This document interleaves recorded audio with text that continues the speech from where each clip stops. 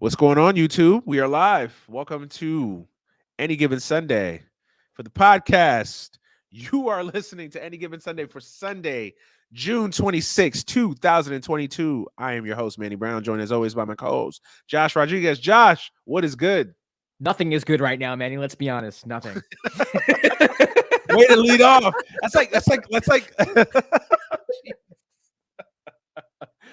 like that's like Gerald Ford in the State of the Union. The state of the U.S. The State of the Union is not good. It's not good at all. It's not good. At least he was Not honest. good at all. Like, what other president you know who said that? Damn it, I dropped my mouse. That's how bad shit is, guys. Oh, it's bad. I dropped my mouse. It's Yeah. The world is an interesting place right now, guys. Yeah. Listen, I'm gonna go ahead and start it off right now. If you're a conservative person who's happy as fuck tonight, you may not want to listen to us tonight. This is not for you. This show may not be for you. I mean, listen, I appreciate your business, but yeah, this may not be the show for you. We are some leftists that are not happy tonight. Not at all. For obvious reasons. We'll get into sports later, but if you tune into us just for sports, I'm sorry. There's Not more today. important shit. Plus, there's nothing going on in the sports world anyway. What do you know? Congratulations to the Colorado. Congratulations to the Colorado Avalanche for winning their third Stanley Cup. They defeated the Tampa Bay Lightning 2-1. Avenging the Rangers. Avenge the Rangers. Yeah, Rangers, absolutely. Yeah. Credit to the Avalanche, man. To beat the Lightning, that's a hell of a that's a young team too in the Avalanche. Yeah. And I just think the Lightning just ran out of gas, man. 3 years, 3 consecutive Stanley Cups is, I mean, I think the Stanley Cup playoffs are a lot of skating. Yes, a lot of skating, a lot of ice. Yes. In the summertime. Yeah, No, man. I mean, it's a lot of credit. I mean, listen, anytime you try to win 3 consecutive championships in any sport, it's a mentally daunting task. But you got to think about it in hockey, man. I mean, the NHL postseason, Stanley Cup postseason, Stanley Cup playoffs are probably the toughest postseason of all the postseasons. When you just think about drama, the unpredictability of it, when you can literally have a 1 seed lose to an 8 seed and no one bats an eye, like it's just normal.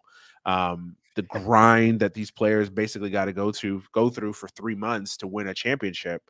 It's a lot. Not saying that it's more or less. I think it's probably a little bit more than the other sports, but listen, anytime you try to win three straight championships in any sport, it's a lot. So you got to believe that the Lightning were just kind of on fumes mentally and physically, and still were within one goal of tying this up. Maybe even taking the lead. I know there's been some controversy about the extra man on the ice. I mean, listen, I'll let the hockey experts dispute that. Yep. But congrats to the Avalanche, man. That's credit to them. Credit to them. But tonight is not about the Avalanche, and it's not about baseball, and it's not about Draymond's beef with old media versus new media, which we'll get into later. But obviously, you have to be living under a rock to not understand the biggest news item of the last 48 hours. Roe v. Wade has been officially overturned by the U.S. Supreme Court in a 6-3 vote that came down on Friday afternoonish, right around that time. 6-3. Obviously, the 3 liberal justices were the dissenting votes, so they voted with keeping Roe v. Wade as a intact, basically. And then you have the 6 conservative leaning judges voting, of course, to overturn the ruling. So, listen, first of all, I want to say this. We're not legal experts. We're not going to sit here and discuss legal precedent and what this means for other, we're just giving you our opinions based on the things we know, things we've discussed, things we've studied, whatever. But we're not experts. If you want a legal expert to break it down to you, I don't know, turn on MSNBC or CNN. I'm sure they've got a whole host of people they're paying an exorbitant amount of money to talk about this shit. But no, man, this is something that may not impact our daily lives necessarily, but it is a landmark ruling. I mean, Roe v. Wade has been in place since 1973. I mean, it's been 50 years since Roe v. Wade. I mean, this is huge political news, man. Even if you don't even if you don't follow politics on a day to day basis, this is a big deal, man. So with that being said, let's get right into it. The Democrats, man. I want to start with them because Democrats. Okay. it's I mean, because realistically, it's easy to like kill Republicans and conservatives, but listen, this is their time to shine. This is what they wanted. They accomplished their mission. So I guess kudos to them. Yay, you won. Voter, You did what life. you. Yeah, right. They accomplished what they want to accomplish. They accomplished what they wanted. So I mean, what are we going to sit here and say? Oh, Republicans are terrible, awful human. I mean, yeah, they are, but they're terrible. Not all of them, but the people that Washington D.C. the Washington, the swampies are awful, greedy bastards, disgusting, vile people. But that's easy, right? It's the Democrats that we need to focus a little bit of time and our ire on. I mean, yeah, man. I mean, what have they been doing for the last 30? I mean, at least 30 years. I mean, you could argue the full 50 years, but 30 years at least. What have they been doing? You know that this has been an animating issue for the right since forever. So what have you been doing? Like what was the plan? Like we've had 3 Democratic presidents in 50 years. Like no one could figure out a way to codify this into law. No one could figure out a way to reinforce this on the Supreme Court at the federal level. I don't understand what the Democrats have been doing this whole time. And yeah, I don't know, man. How do you feel? I mean, I have thoughts, but I want to tip it off to you first, man. So my thoughts, I mean, my frustrations come in large part of their reaction to the overturning. I mean, so for one, this was leaked last month. Yeah. So you had a month to prepare how you were going to react to this decision coming down. You didn't wake up out of bed and all of a sudden the decision was there and like you had to like on the spot think about what you were going to do. Yep. You had about a month, and what they did was sing on the steps. Was it the Capitol? House Democrats sing on the steps. Nancy Pelosi read a poem, and they told us to donate to their campaigns. And that is incredibly infuriating. It's frustrating. It's a slap in the face, especially when you're better off saying nothing. Yeah. I mean, you had. I appreciate what AOC is doing. I appreciate what even Elizabeth Warren's doing or trying to do, to a certain extent. But the party as a whole, I mean, it's just pretty much it's a microcosm of what they are or what they've been or what they haven't been doing for the past 20, 30 years or however long this, Roe v. Wade was intact.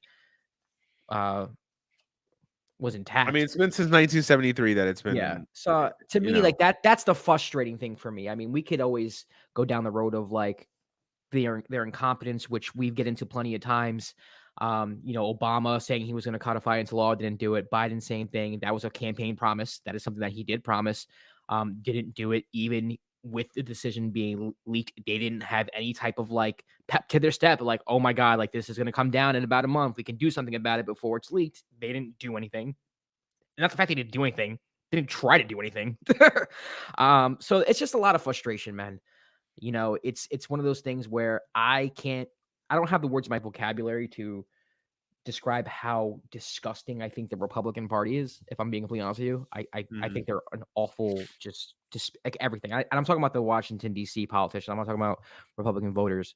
But with that said, they can't exist. They can't get their agenda done without an incompetent Democratic Party. And even though this is not something that Democrats have put into place, even though these are not conservative judges that Democrats have put into place, they hold a large portion of responsibility for this even being a reality today. And it's frustrating. And their response to it is frankly insulting as someone who votes Democrat because he feels like he has no other choice but to do so. Yeah, it's insulting. It's baffling on so many different levels. I mean, like that is literally what you thought people wanted to hear Friday night, whenever it was. You had a month to prepare. Yeah, man. you had a like no, you've Pelosi. had 50 years to prepare. Let's be honest. But I mean, the you've leak, had 50 years to prepare. Right. But when the leak was a month ago, so that means that Nancy Pelosi Yeah. for a month was like, well, what am I going to do when it's actually overturned? And she's like, I know what I'll do. I'll read a poem. Yeah. Then it took her a month to pick out the poem. It's disgusting. It's disgusting. It's the performative bullshit that gets me. Yeah. It's like, don't read. Oh, you're gonna read a poem. Don't read a fucking poem. Do something. Yeah. Right. And Like, don't tell me to donate to Democrats. I don't you're not getting my fucking money. No, you're not. You're barely getting my vote. Like, barely. Yes. Right. Like, yeah. Do something. What have you been doing? And I know that people will say, well, they did try to pass laws, and Chuck Schumer got a couple of legislations struck down a bunch of times. But here's the thing that I'll say, right? Of course they got struck down. You're dealing with how many Republicans? You know that they want this to be repealed. They want this overturned. They're not going to work with you on this issue. Even if you try to like add it to some bullshit bill, they're going to see right through it, and they're never going to allow you to let it get through. It's just, so you had to go with other measures. And I don't know what the other measures are. I'm not an expert. I'm not going to sit here and tell you that I'm, David Axelrod, and I know the levels of power, levels of power work. And I know what Obama could have done. I know there's some executive orders that you could probably done, right. I know that there's that from an executive level before we even got to this point. Now I don't even know what you really can do from an executive order standpoint. There's not much from what I've read. Not much, really. We're not legal experts, like we said before, but right. This is based on articles I read. There's not much you can do. But but what I can just scream to is just the level of incompetence, and just, I don't even think it's incompetence. I feel like Democrats always felt like, yeah, they want to overturn it, but I don't think they'll truly ever really overturn it. Like, I think there was like a part of their brains that really felt like they never really faced that risk. Like, no, like, and I think that this was a huge wake up call to a lot of liberals, especially people in DC, that are just like, no, this is legit. This is what they've been working towards for a long time. Yeah, I That think conservative group, that conservative base since the 1980s, they've been working towards this forever. And they finally got their day. They finally got what they wanted. I think Democrats thought that Republicans were just going to keep it on the table as kind of like a bargaining chip, or kind of like a reason to get their votes out, base out the vote. Because there are a lot of people who are single issue voters on abortion. I have family members who they're not conservative, but they'll vote Republican because they're pro-life. I have a few aunts like that. And I'm glad you brought that up, because abortion, sometimes I think people will like to think that it's just like a monolith vote where it's like, all leftists are pro-life, all right are pro-choice. And it's honestly not the case at all. Like, I know a lot of liberals that are pro-life, right? Because then you get into the aspect of, life is that child, that fetus, life, how, we can have discussions. Like, you could be pro-life, but be anti the government deciding from a legislative standpoint if abortions are legal or not, right? Like, you could be, like that's where you get down into a tricky little area there, because again, I feel like we can have discussions about pro-life, pro-choice, when's the exact particular time when an abortion is legal, not legal, when it should be an appropriate time to get an abortion, like whether it's 6 weeks, 15. We can have that discussion until we're blue in the face, right? That is a nuanced discussion. I don't even feel like we want to have that. I feel like it's just the discussion is, does the government have a right from a legislative standpoint to impose their will and say abortions are illegal or not? Essentially, is the government able to tell women what to do with their reproductive rights? Right. That is the biggest argument of this, right? And it's funny to me with Republicans, right? Aren't Republicans the kings of like small government? Yet there's some homeboys that don't tread on me flags in the background celebrating this ruling right now. Right, but this is like the complete opposite of what you preach, which is like big government, right? Like, big government is the end of the root of all evil, right? Like, small governments, let everything's, and obviously they're, to a point, they're bullshitting, and to the point it's whatever, right? But yeah, I just think the whole abortion thing, there's so many layers to it, and I think that's why it's such a sticky process that I think a lot of people don't like getting involved in, because like you said, there are so many layers to this. There's so many levels to this. There is a lot of nuance that goes in with discussion abortion. I think the main issue and the main animus that people have is they don't think the government, like me and you, we don't think that the government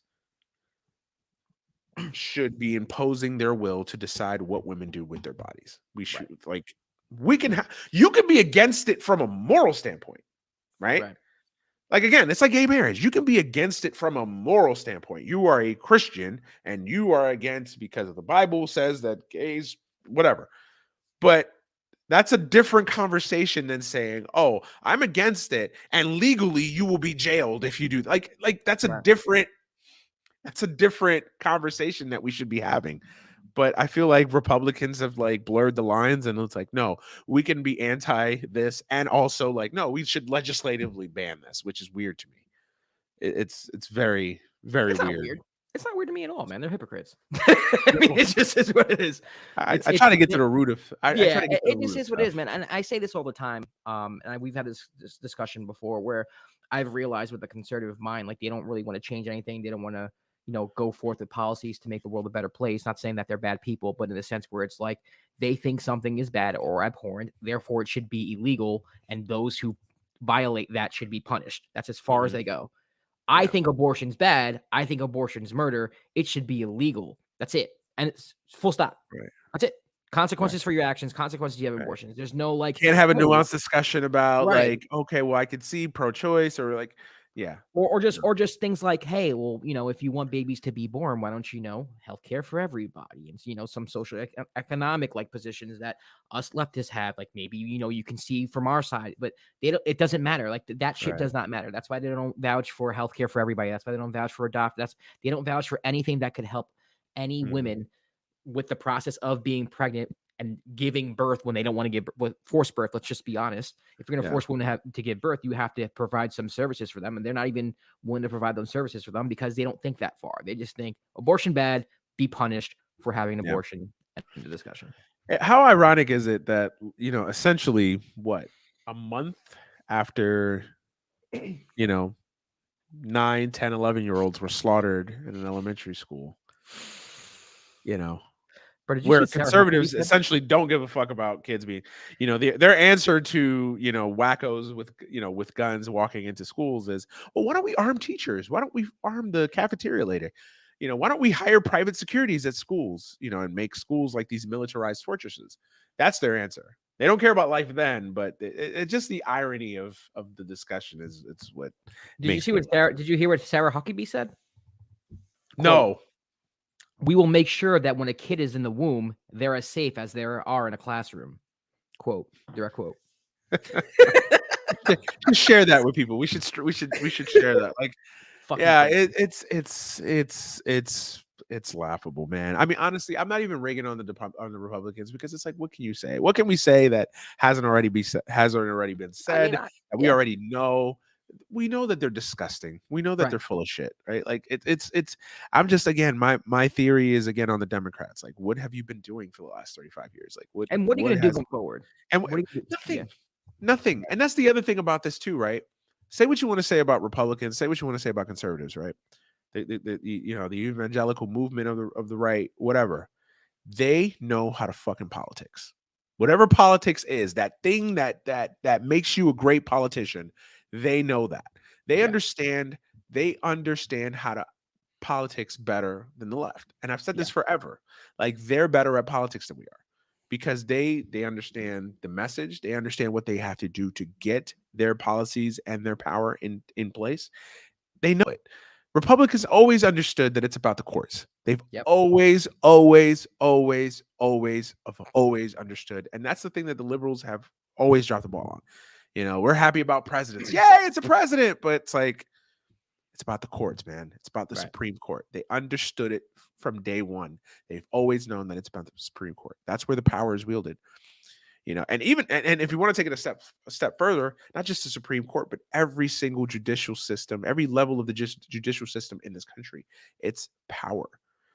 So I want you guys to think about all those gubernatorial races Right. and all those state houses that were lost under the Obama administration. Those are conservative governments that are coming into power, that are appointing conservative judges all up and down local and state, judicial systems. That leads to this. Like that all play. It's just not the Supreme Court. It's literally that, it's literally a process that they've been going for the last 25 years that has led us all to this moment. So yeah, it's crazy, man. I just think that Republicans have always outflanked us when it comes to that, where they just like they've always understood that it's not about the dumb shit that we fight about. Like it's not about that. They understand that it's about the power. Like you ever notice that like on the right, there isn't as much like infighting about dumb shit like the left. And if there is, it gets tightened up really quick. They tighten that shit up really quick, or you're like Madison Cawthorn, you're gone immediately. Yep. Like we got shit on you, you're done. Even the biggest thing, like what the never Trump Republicans or whatever, the fucking Lincoln Project bastards or whatever, they got them motherfuckers out the party quick. They didn't play around. They didn't fuck around. Like the majority of Republicans didn't like Trump, but they fucking fell in line because they knew that he was good for the brand. Yeah. I mean, maybe not good for the brand, but you know what I mean? Like he was good for business. Yeah. He was good for business. He got them what he wanted. Trump is a success, folks. I know this may seem like heresy to say to some folks. Trump was a success. You know why he was a success? Well, depending how you look at it, depending where the lens. He was not for everybody else, not for us, not for normal people. He wasn't a success. I mean, for Republicans, he was a success. He got the job done. He got the job done. Yeah. Since Donald Trump was in office in 2017, he appointed 3 judges to the Supreme Court? Yeah. One of them should have been Obama's, and then RGB should have just realized, hey, she was busy planking, Josh. She was busy planking. I don't want to speak ill of the dead, but No, I will. She was busy planking. Instead of, like fucking walking away and going to sit on a beach and letting Obama appoint somebody to replace her, knowing that, she wasn't long for this life. Let's just put it that way. It's a 5-4. It's a 5-4 court if that happens. If Obama, I don't even want to say grew some balls, but if he was acting like the most he grew some balls. Like I just don't know what process. It's like no. What the Republicans did. I listen. While liberals were mad and how could they? I was like, yo, this is some gangster ass shit. Like they're essentially saying, like, nah. We're not even gonna let you appoint a fucking judge to the Supreme because they knew. Yeah. They knew they could see it. Now, obviously, they didn't know that Donald Trump was going to win the election. I'm not saying that this was like some nefarious. Hey, we got a 50-50 chance. We might be able to get a president next term.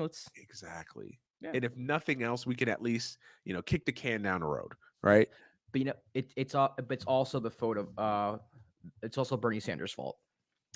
Somehow, some way, it's Bernie's fault. I mean, listen, I think. Listen, it's frustrating, right? Obviously, this is a moment that none of us wanted to see happen. Yeah. So it's frustrating, and I think that a lot of times when you have this level of vitriol and frustration, I think you look to point fingers at people, and some fairly, some unfairly. Yeah, I think that you have to look at the Democratic Party as a whole and say, you guys dropped the ball. Yeah. As a whole, you dropped the ball. Yeah. Now whether that's fair or not, okay, but you dropped the ball. Yeah, the reality is it's a pie. Like there's different sections. Like people are different. So many things can be true at once. Like you can have the Republicans being just vicious, ruthless politicians. You can have them have horn bleach. You could blame Mitch McConnell. You could blame Obama. There's so many different things. But amongst that pie, it is the incompetence of the Democratic Party for sure. Yeah. Yeah. So let's get to some of the facts, right? So obviously Roe v. Wade has been overturned. So what that does is essentially puts 22 states under the microscope as far as having a direct this overturn ruling having a direct impact on essentially 22 states. So there's some states that automatically had Roe v. Wade trigger laws, essentially. So essentially the minute that Roe v. Wade was overturned, these states had a trigger law in place that's it. Abortions are either banned or extremely limited in those states. Yeah. You guys can go look up the states. I'll try to find the list of the states, but just take a guess. Take a guess. Yeah, we can kind of take. There's something Michigan, Wisconsin, really. But and then there's some obviously. So out of the 22 states, obviously some had trigger laws. Some have had laws in place even before 1973 that they just kind of kept on the books in spite of Roe v. Wade. So there were certain limitations that they had as far as really enforcing it because of Roe v. Wade that now obviously is done away. And some that essentially have passed new laws that restrict it and ban it completely. So 22 states, I'll try to get a listing of them. So that's kind of the on the ground facts in the moment, right? Like that's what the direct effect is. Obviously, we've yet to see what the full effect is from a political standpoint, electorally, what that means for 2022 or for midterms, what that means for 2024. So obviously we're yet to see, and we'll talk about it. We'll talk about it here in a second, but 22 states essentially that are coming directly impacted by this overturned ruling. So it's going to be interesting, man. It's going to be interesting to see, what the aftermath is of all of this. Like, how many states and the fights that are going to go on in these states, because obviously you're going to have a liberal component in each of these states, right? So, how much power do they wield? How much energy and how much animus are they going to be able to kind of conjure up to kind of fight some of this off? I don't know, but it's going to be very interesting. There's a lot of states that are like gerrymandered and have a lot of voter suppression as well. So it's like you're fighting an uphill battle already. Voting against this, which is unfortunate. Yeah. And that's 22 states like that we know of. That's not even the states that are basically like, oh shit, Roe v. Wade, oh, it's a party, let's do it. So I'm sure that there's more to come. I'm looking for that list of the 22 states. I tried to find it before we went live, but I got sidetracked. So hold on a second, guys. Here we go. I got it. I'll think you can actually post it on the screen there if you want to too. There was a map. Boom. Yeah, I'll do that. Here we go. Oh no, never mind. I got 11 states now ban or severely limit abortion. 11 others have laws not yet in effect. So that's the 22. Okay. So what I'll share this. Yeah, share that.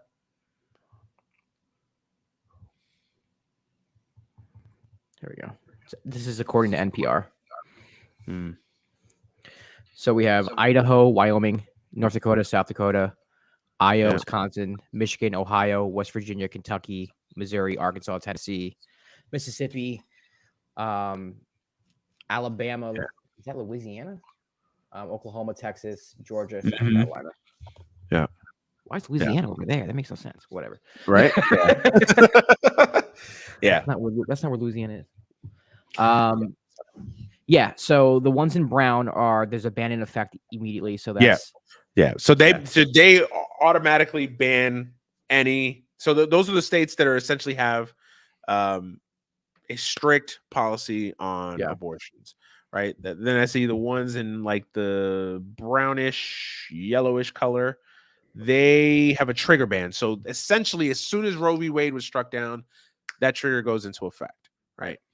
And then you have like the lighter brown color, which is a pre-Roe ban, which is essentially before 1973, they already had a policy in place to outlaw abortions on a statewide level, right? And then, of course, the yellow ones have a 6-week ban. So essentially, abortion is legal up to 6 weeks. Right. So that's kind of the breakdown. A lot of women kind of the breakdown after 6 weeks, right? Is that right? Exactly. Exactly. So it's like, now there's 3 states that are not, that have no necessary. So there's 3 states. So obviously 22 that are somewhere or another are affected. Obviously 22 out of 50. So obviously, well, what does that do for everybody else, right? So the majority of the other states have some sort of protection for women's rights for abortions. There are 3 that are not protected. So that means they have nothing on the books technically, so they could kind of swing either direction. Okay. And that's New Hampshire, New Mexico, and the U.S. Virgin Islands are not necessarily a state. Interesting. Well, I don't think New Hampshire. U.S. Virgin Islands, right? Yeah. But New Hampshire and New Mexico are that don't have a protected status on abortions, right? Right. And we talked about the ones that are banned. Obviously, it was West Virginia on the list, Yep, West Nebraska on the list. Virginia ban in effect. Nebraska is gray right here. Okay, so this one, I'm looking at this from NBC News. So then there's another category of just restrictions. So abortion's legal, but it's heavily restricted. Okay. I.e., the 6-week ban. Right. I.e., you can only get abortions if it's in a case of rape. Whatever restrictions that may apply to. And you have Wisconsin, West Virginia, Virginia, Puerto Rico, Pennsylvania, Nebraska, Kansas, Indiana, Florida. And those are the ones that are restricted. So it says here some states like Michigan and Wisconsin have anti-abortion laws that predate Roe, like I just said, while 13 states, including Arkansas, North Dakota, Ohio, have laws that would go into effect as soon as Roe is overruled. Those are the trigger laws. In Florida, for example, a 15-week abortion ban is set to take effect. So remember that in the last couple months, there have been like these new abortion bans going into effect. I think Georgia had like a total ban on abortions that just went through, I think, a couple months ago. Florida is one of them too. So states like California, New York, Oregon have protected abortion rights by codifying them into state law. Others like Iowa, Minnesota, Montana have recognized the rights through court rulings. California Governor Gavin Newsom hinted that the state might further protect abortion rights. Just kind of giving a general overview. So that's essentially the facts, right, of what this ruling means, essentially. It's going to get sticky in a lot of places, right? So you're going to have obviously a lot of infighting in these states. So essentially, for those that don't understand, essentially, the Supreme Court didn't ban abortions. They essentially said they overturned the ruling of Roe versus Wade, and then essentially say that the federal government should have no place in basically enforcing every state to adhere to a set standard of belief when it comes to abortions. So essentially, the federal government can't impose their will on Florida to accept that abortions are the law of the law. It's up to the states. It's up to the states. So essentially, that good old states' rights, right?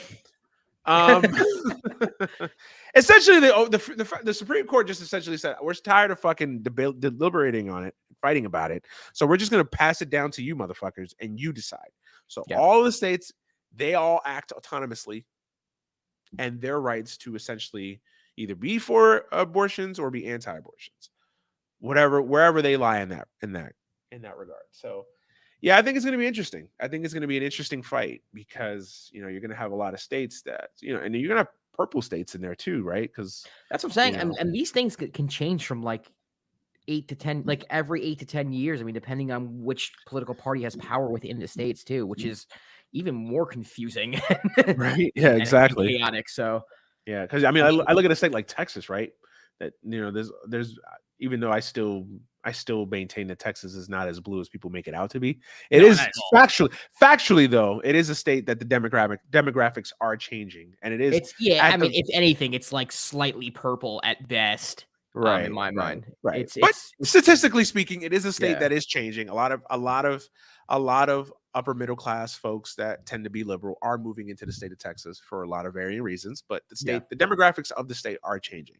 So while it's not there yet, who knows? In a generation or two, it may be. So that's what's going to impact the state.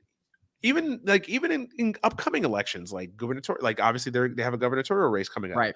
So how does Roe v. Wade and the abortion ban play into that? Right. You're going to have a subset of that state that essentially going to be like liberal. Hey, we got to protect women's rights. And then, of course, you're going to have the good old boys network of nope. No abortions under any reason whatsoever, right? Yeah. So it's going to be interesting to see. Like swing states too, like Pennsylvania. I have friends who live in Pennsylvania. Dr. Oz, and he's running as a senator there. But like they have elections coming as well. Like you are a purple state, like very purple. Like right now there are no restrictions in place in Pennsylvania, but there very well could be, depending on the election. So that's up for grabs. Right. And then, of course, the other thing that like is a topic of conversation when we talk about Roe v. Wade is essentially, what does this mean for other like controversial rulings? So, gay rights and gay marriage, not specifically gay rights, but gay marriage. if you don't think that these Republicans and these conservatives 100%. are not chomping at the bit to like, oh, what's next? It's like a kid at a candy store. Oh yeah, I can have chips. What about candy? What about soda? Like, like they're just kind of throwing every shit into the shopping cart and ready to go. Nothing's out of question right now. Like, obviously, gay marriage.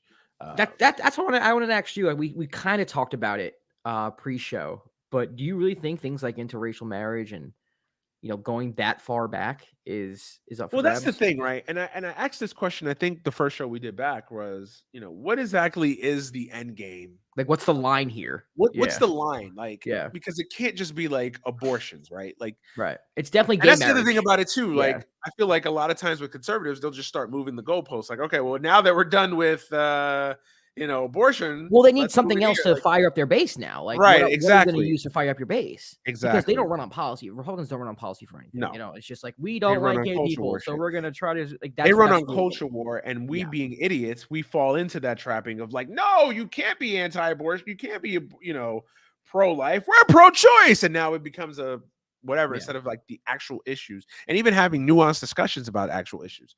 But to answer your question, it's interesting, man. I don't know, because again, I don't know. Like, I would love to get like a conservative person on the show, because I'm like, so exactly what is your end game?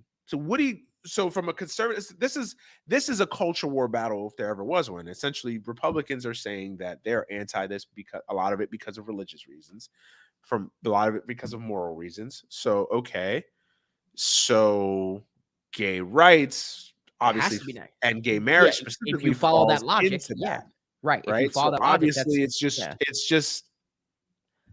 just Apple. It's 2 + 2, right? I think that now that's going to be the next thing. I don't know about interracial marriage. I mean, but when we throw those things out there, it's just that these civil liberties and these things that we've kind of all taken for granted, because it's like, oh no, they would never overturn Roe v. Wade. They'll never overturn Loving versus the state of West Virginia. They'll never overturn this. Or they'll never overturn that. Like, now that's out of the question. Like, this new Supreme Court obviously doesn't feel like fighting these like very hot button issues. No, I mean, at least on the surface, they don't. Yeah, feel Thomas like said in his opinion that they're like, these are next. Like the yes, and that's the other thing too. Like, he literally said, yeah, which is ironic. Like, Clarence Thomas would, I don't know. Maybe he took time out of like touching women and touching his staff members to bless us with an opinion. Yeah, man. I just the point is, nothing's off the books. Nothing's out of the scope of possibility. Like, because that's what something like this does, is that it opens that Pandora's box to re-examine everything. So literally, like, and I know people will say, "Oh no, you're being hyperbolic." No, am I? Like, am I? If these motherfuckers are willing to fight about abortion rights, like, no, what is off the table? The thing is, like, gay marriage is not off the table. Yeah, interracial marriage is not off the table. Voting rights. We know that there's been a war on voting rights since forever. So why is that off the table? Like, I mean, if you were to ask me, man, like, I don't know if they go as far as interracial marriage, but I think your position of like, hey, like, why wouldn't they, is probably the smarter position. And I would advise all leftists and liberals, or whatever you want to call yourself, progressive, to be aware of that. Like, this is actually, something that is in play. And whether or not they want to take it that far, is up to them. But I do think if there's like a power rankings, it's like, all right, the LGBTQ community is next. They want to invalidate trans people. They want to take away gay marriage. They're going to do everything they can possible to do that. And once that's done, what else are they going to fight about? And, that is interracial marriage. That is, I mean, I saw some guy, some senator, I forgot who it was, quote tweeted an Obama tweet, and he wasn't talking about this should be next, but it was in response to Obama saying that, like, maybe segregation or something like that. So I'm not saying that they're going to take it that far. I don't think we're going to go back to the days where like blacks and whites are segregated and like drinking out of separate water fountains. But like, I don't know where that line is, and that's kind of scary to think about. But it definitely isn't. Definitely, the line doesn't end at the LGBT. The pendulum has There's swung. no down line. Yeah, for sure. The pendulum has swung. So now when the pendulum swings, you don't know what that line is, right? And you don't know. And that's the thing. You don't know what these people's fucking end games are. So like, what is your end game? What are you actually trying to accomplish, right? Yeah. Yeah. Right? Because you have a religious component to this, and then you have just the fucking stuck in the mud political aspect to this of like they'll just glom onto anything that makes sense from a voter perspective just to curry favor and curry votes. So how much of that is the religious part? How much of that is just the politics part? Like what it's hard to say because we're not conservative and we don't think like that. But but for all the socially conservative, socially liberal, economically conservative people out there, it's gonna throw them for a loop. So like where do you stand? Like and then of course right. Yeah. And then of course Biden basically says restoring abortion rights is up to the voters. That's literally all he has to say. Like Biden's just so fun. Like he's just a waste of fucking air. Like honestly, like I really don't want to hear from you. Like if you don't even have anything to say, just don't talk. Like why did he even trot him out to say anything when he offers nothing? Like he is the exact representation of the Clint Eastwood skit, right? The empty chair. Like he's an empty fucking chair. He's an empty suit. He says nothing. He does nothing. It's like, abortion's overturned. Okay. The older Democratic Party basically picked him, man. I mean, it is what it is. I mean, yeah, they picked him because he could win. Remember, that's it. That was all important. They needed to defeat the boogeyman, but the boogeyman already had done his damage. Bernie would have. That's the other thing. Bernie would have absolutely destroyed him. I don't want to get into it. I mean, it's oh man, it's just so frustrating because it's like you have a president that literally just like it's like he doesn't say anything great, he doesn't say anything bad, he just doesn't do anything. Like he's just completely irrelevant. He's just there. He's a substitute teacher, bro. Like literally, that's like I really feel like he's essentially a substitute fucking teacher president. Yeah. That's a great analogy. Like he comes in and just like you're the kids in the class and you're raising your hands. So are we doing our lesson on Pythagorean theorem? That's awesome. I don't know, guys. What did you teach? Let's see if the teacher left it in the. Nope, I guess not. Like he doesn't offer anything. He doesn't say anything. He doesn't do anything. He offers nothing. Like, why are you here? Ego. Yeah, man. It's just like Roe v. Wade was overturned under your watch, and you offered nothing. Oh, it's up to the voters. Is it? He can't run again in 2024. He can't. He's gonna get. That's the thing. He's gonna get obliterated. Okay, but I don't know if you've been following this, like the gossip in DC around the Democrats don't want him. They don't want him to run. They don't want Kamala because she's just as bad, if not worse. Like she is so obviously we could have. I don't want Kamala either. They want but they don't want to. But they don't want to push her aside because the white liberals will go crazy because it's like, oh my god, how can you do that to Kamala? She's the first black vice president, right? They can't find a way to push her aside and put in Pete because that's their grand plan, right? They want to fucking put in Pete Buttigieg because Pete Buttigieg is gonna animate everybody to go to the polls. He's like fucking peanut butter in human form, like the most bland, boring, generic, tasteless. He's like, Hillary in guy form. That's what he reminds me. Just shape shifting, whatever's convenient at the moment. I think he's a smart guy. At least Hillary had some sort of charisma. He's just fucking bland. Like he offers nothing. He's another one. He says big words without saying anything. Right. But that's their grand plan. But they don't know how to do it without pissing off a segment of their fucking upper middle class white suburbanite that love Kamala, right? Because that's the Kamala hive. It's not black women. Listen. I know black women well. I have not, in the last year and a half, almost 2 years, not seen any black women like, yes, queen, yay, Kamala. No standing of Kamala. None. The Kamala hive, the K hive, the Kamala hive, whatever the fuck you want to call it. That's literally, the majority of them are like liberal white women. Dead ass. There's a couple black women sprinkled in, but the majority are fucking upper middle class liberal white women. And they can't figure out how to fucking usurp Biden, get rid of Kamala and put Pete in there without pissing off an entire segment of their voter block. So they're just like, fuck. So they're stuck. So they're just like, oh, fuck. We rather Biden run, lose, wipe both of them motherfuckers out of the way, and then they can basically focus on Pete in 2028. I'll say this though, like that voter will vote anyway. They'll vote Democrat anyway. The people they need to grasp are the people like, I mean, in the middle, so to say, the independents, who obviously probably look at Joe Biden. I don't know what his approval rating is with amongst independents, but it can't be good. I know his approval rating's in the tank. So I don't think. I mean, depending on the polls you look at, they're as bad, if not worse, than Donald Trump's approval. Yeah, I know his approval rating was at one point worse than Donald Trump's. I know that for a fact. But which think about that, like, for a second. It's like, let that sink in. Like, when your approval ratings are literally like at the level of Donald Trump's. Well, I'll say this. Trump had a floor of supporters who were going to support him no matter what. No matter what. Right. Biden doesn't have that. There's no one standing for Biden under the age of 45. I mean, I don't know anyone under the age of 40 who voted for him in the primaries. This is all like older Democrat, older white liberal. This is their choosing. Our generation never liked him to begin with. Yeah. So that's the frustrating. You're bringing back harsh memories to me, man. Because literally, yeah, I mean, but that's just the truth. Biden came in 5th place in Iowa. Yeah, he lost in New Hampshire bad. Yep. Like, and then all of a fucking sudden, he's a fucking runaway train.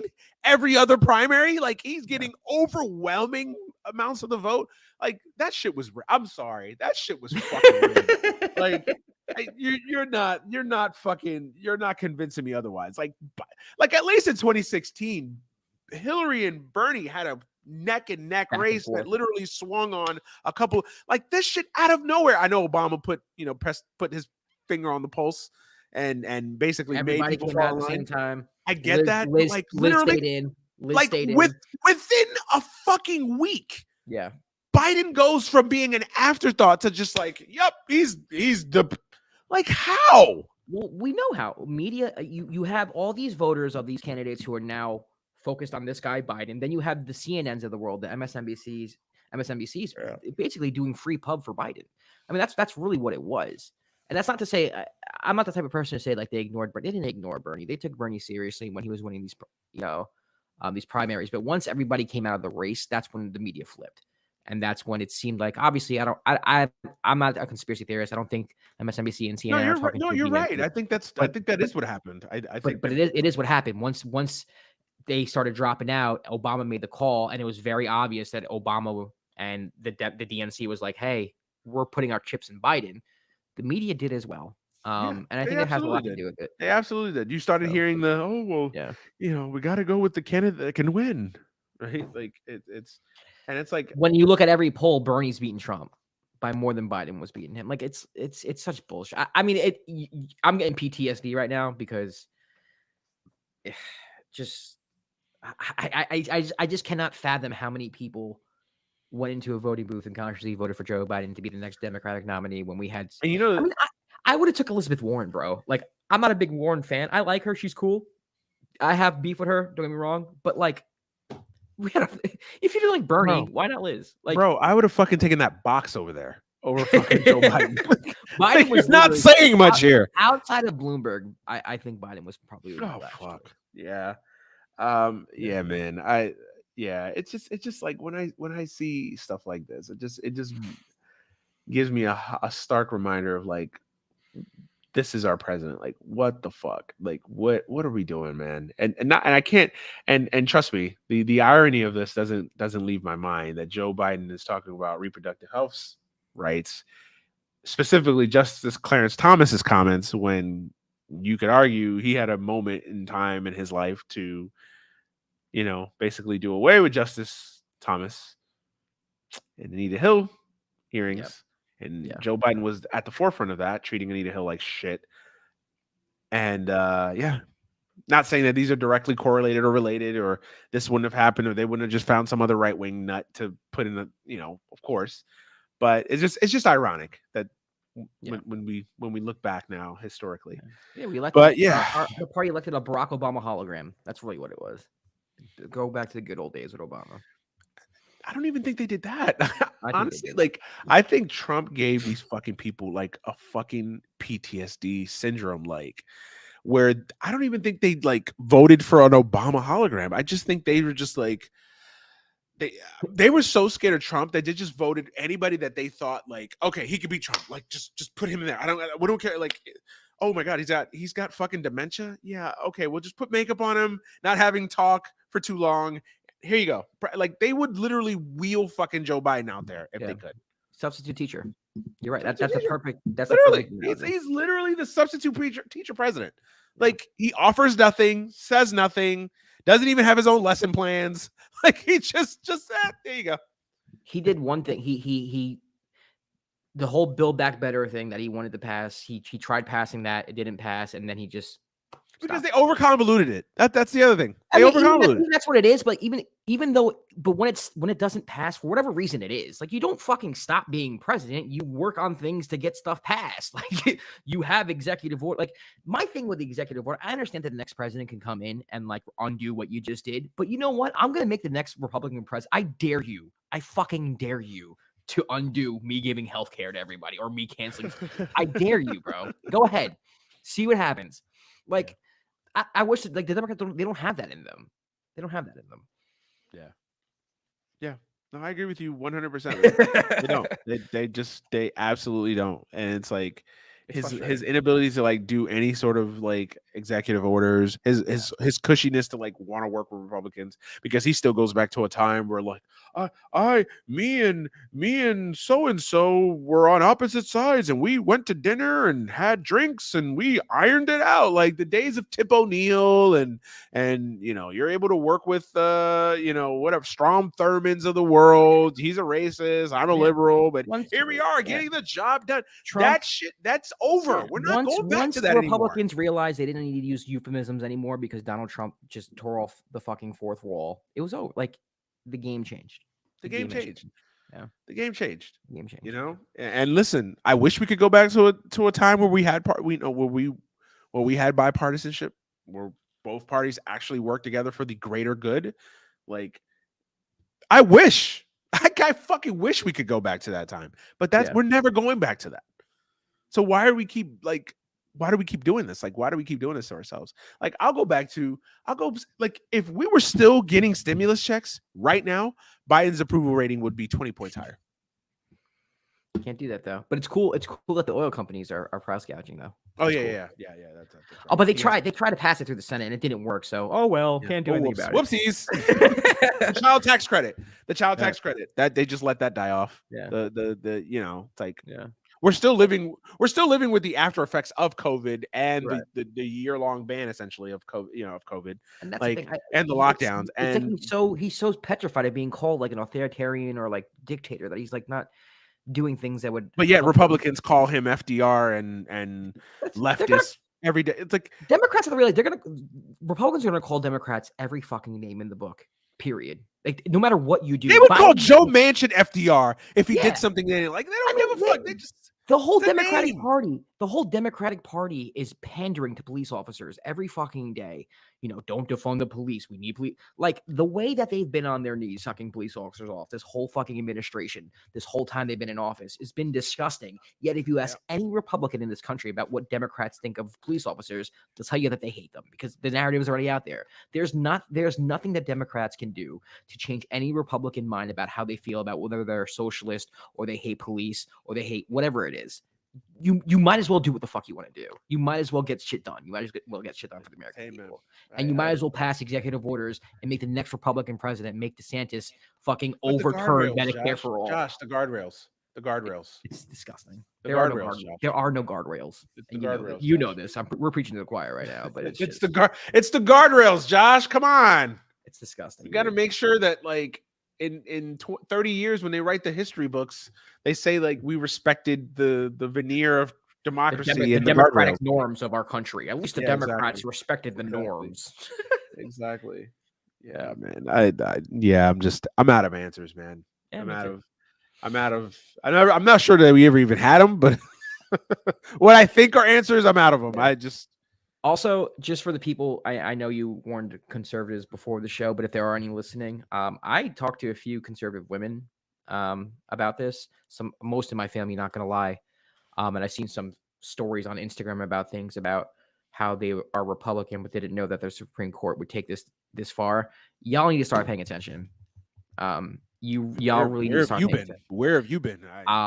Because gay marriage is next, and your gay friends are not going to appreciate the fact that you vote Republican, and they'll have every right to be upset with you. You cannot blame people like me and people like your LGBTQ friends and your black friends to look at you funny, if you have black friends, to look at you funny because you voted for a party that's basically trying to strip their rights. That it's happening, and they told you it was going to happen. None of this is a surprise. And stop acting like it is a surprise. I'm sorry, because it's not. Couldn't have said it better myself, man. That's just my message to them. This whole like, I didn't know they'd take it this far. I'm pro-life, but where have you been? Yeah. Like what? Yeah, saying I have gay friends. I didn't think they were gonna overturn gay men. Like it's like what fucking world do you live in? What world do you live in? Clearly not in this one, because like my child could have seen this coming, and they're 7. Like this was the worst kept secret. It was like during Trump when Trump was putting kids in cages and separating fucking families. Oh, I didn't know he'd do that. You didn't know the guy who came down on the escalator and called all Mexican rapists that he was gonna do this. Really? No, he didn't know. Really? That, no. You had no idea. Really? Okay. So start paying attention. Oh my god! I was like, where do these people fucking live, bro? Like, it's a crazy world, man. I mean, listen, I would kill to live in that level of denial. I would kill to. It's an absurd amount of privilege. It's a la la land, is what it is. It's an absurd amount of privilege. That's what it is. I mean, listen, I get that people don't follow politics like me and you. I get that. I totally understand that. But like, some shit is too obvious. I'm sorry. Yeah.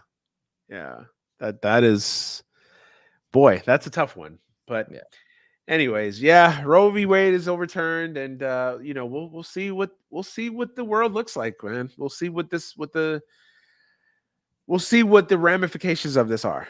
Obviously, it's too soon to tell what they are now, but again, I will stress to people. And listen, there is a possibility that this could end up being, I don't want to say a good thing, but a defining moment for the left in how we handle this, because again, this is something that should motivate. But the problem that you have, though, I'm going to say what I'm going to say, but then I'm going to go against it, which is weird. But this could be a moment that motivates a lot of people on the left, even a lot of people on the center that again are pro-choice, to say like, no, this is complete overreach. This is bullshit. Right. Let's come out. Let's vote. I think that you absolutely could have that. The problem with that is that we have so many other fucking issues going on in this country right now that are directly involving people's quality of life and affecting people's, material conditions, that I don't know if there's going to be enough energy for like, oh, hey, by the way, Roe v. Wade's overturned. Let's fight for women's rights and let's fight for women's reproductive rights. Let's fight for pro-choice. Like, the economy's in the shit. Obviously, we talked about gas prices. Like, we have a war in Ukraine that directly involves, affects. I know foreign policy is one of those things that not necessarily moves a needle like that on an election basis, right? But there's so much other stuff that's going on at the moment that I just don't know if this travels like let's say the economy, let's say like gas prices. So I don't know, man. I mean, I think it can. I think what this definitely does, though, I think that it definitely helps Democrats and liberals in swing districts. So if you have and what I mean by that is that it hurts that Republican in the swing districts on down ballots, because essentially if you're in, I don't know, name me a swing district. If you're in a purplish county or in a bluish to purplish county in California, you're going to pay the price. If you're a Republican, you may pay a price for this shit in the ballot box. Yeah, right. No, you're right. You're right. And I also think like, I'm a huge, I won't say I'm a huge activist, but I am someone who protests. I'm somebody who does that type of stuff. And I think at some point, us on the left have to about face and start protesting the Democrats. We protest when black man is killed in the streets, and rightfully so. We protest when Roe v. Wade is overturned, and rightfully so. And our anger is at cops, and it's at the Republican Party, and it's at those politicians. But at some point, we have to do an about face and point the finger at them, like, what the fuck are you doing? Why are you on the steps right now singing? This is ridiculous. They need to hear our pain, our anger, and our concerns. They have to do something, because the way that they've been acting or not legislating for however long, ever since I've been paying attention to politics, it's unacceptable. And until they feel that from us, until we hold them responsible as a party, they're never going to change. Why would they? Absolutely. Absolutely, man. And listen, I don't like these fucking judges. I really don't. But Yeah. I also don't advocate for violence against these people. I don't Of course not. advocate. No. Yeah. And Yeah. obviously the threats have risen now. I mean, they've been rising for a while now with the Supreme Court. But now you've actively got people that are I mean, listen, all it takes is one fucking quack job to go out there and try to threaten somebody. And Right. that's not something we're advocating. We're not advocating anybody's life. These are people. We may not agree with their decisions, but at the end of the day, they're people. They have families, people Right. that they have to call home to. So yeah, I'm worried about this because I know that that's a story about the threat of attempts against the Supreme Courts and other judges. People threatening judges Yeah. across the country. Yeah, I mean it's a crazy world we're living in right now, man. And Yeah. It also sets our movement back like 10 steps in the other direction if yeah. something were to happen. Yeah, that's to say that I think a lot of times people tend to equate these people as like being a part of the movement, when it's like a fucking quack job. Yeah, but Republicans are masters at doing that. That's the thing. No, and I say it for both Yeah. sides. Like Yeah. if someone goes out and kills cops, literally, oh, they're a part of leftist organizations. Like, really? It's Antifa. It's Antifa. Like, no, it just could have been a fucking psychopath that like Right. used that as a motivating factor. Right. And it's the same thing on the other side. Like, I what I'm saying is I don't want to see that as a case, and then we're not advocating for that shit at all. So, if that is the case, yeah, we definitely gotta come out against that shit. But it's crazy times we live in, man. It's crazy times we live in, man. I mean, Yep.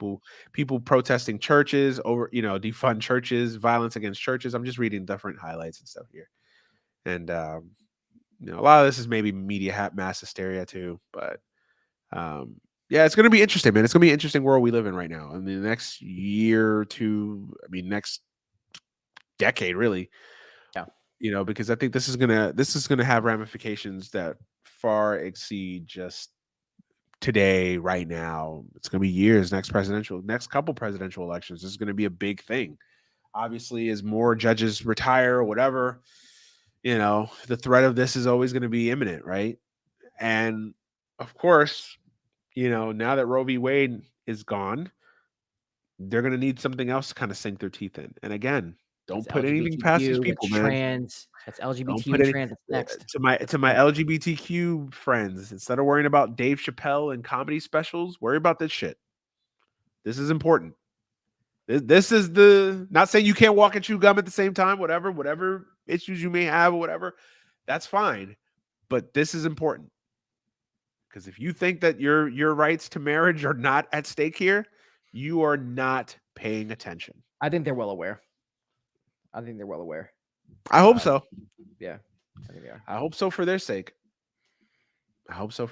So, yeah, I can't even go on anymore with this. Let's move on. Yeah, Let's man. talk some sports. I just don't know what else really we could say that hasn't been said. It's just crazy. It's just crazy. But yeah, let's move on. Draft. Any surprises for you from the draft? I mean, I guess Pablo Paulo going first, baby. The no. magic That's not important. That's not important. I want to know, how do you feel about the Knicks draft? Oh my god, bro. So I'm not one of the Knicks fans who are gonna be jumping off of a building because of this. I will say I'm very disappointed. I was thinking to myself while they were on the clock, I was like, well, I like AJ Griffin. I can go AJ Griffin. Oh, I like Jalen Duren. I can do that. Mark Williams too. Like Jay Bills is like first five. I was like, yeah, and then I can do that. And then the next guy was the guy they took, and I was like, well, as long as they don't go with the French guy, I'm good. And then they fucking I was like, what is going on? And eventually, long story short, they made a bunch of trades, sent Duran to Detroit to get 3 protected first-round draft picks and clear some cap space. They obviously thought that there was no one in the draft who could help them out. I think this shows that they're planning on, first of all, they're planning on re-signing Mitchell Robinson, because you go Jalen Duran there or you go Mark Williams if you need a center. So I think they're retaining Mitch. And then, there is a logjam. You have Julius Randle and Obi at the 4. Then you have like Burks, Cam Reddish, Quentin Grimes. Like there are logjams at certain positions. And I think that they wanted to use certain people as chips to trade, like maybe Cam Reddish or whatnot. And then they wanted to use these first round protected picks in, I don't know, maybe in a trade later on and clear some cap space for hopefully what is not Jalen Brunson. Not that I don't like Jalen Brunson as a player. I just think that you are tremendously overpaying for him if you pay $20 million a year for him. So yeah. And I wouldn't say I'm devastated. Jalen Brunson's the kind of guy that helps a ready-made team. I don't know if he just like, come to the Knicks and score 18 points again. Right. Like if you're someone win 30 games. Like if you're the Clippers who need a point guard, yeah, perfect. But if you're the Knicks who like need everything, no. Yeah. I see where you're coming from there. I still can't. I don't love their draft. Because I don't think you should ever look at a draft and say, none of these players help us, so we're just gonna respectively punt. Right. Like that's weird. Like you don't think any player, even if you say like, okay, maybe the players at that spot maybe don't help us. Okay, trade down, but pick somebody. Yeah, I mean, I don't understand the logic of you just basically not drafting anyone. I don't.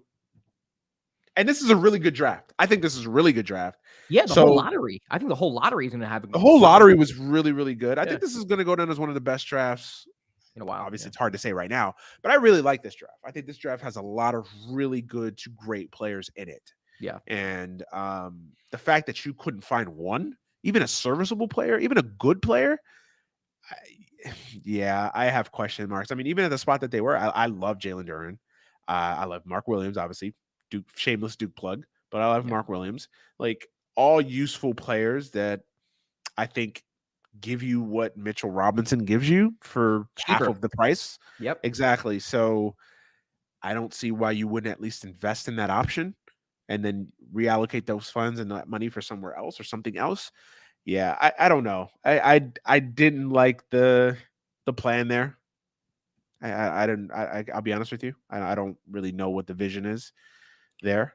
I'm giving them the benefit of the doubt. That's how I feel. Like, all right. I mean, hey, good for you. I don't see. I'm like, and that's the other thing too with like, we're saving cap space for this, but it's like that's all fine and dandy. But when you come away with nothing, and then it's like you did all this for cap space and you come away with nothing, it's like,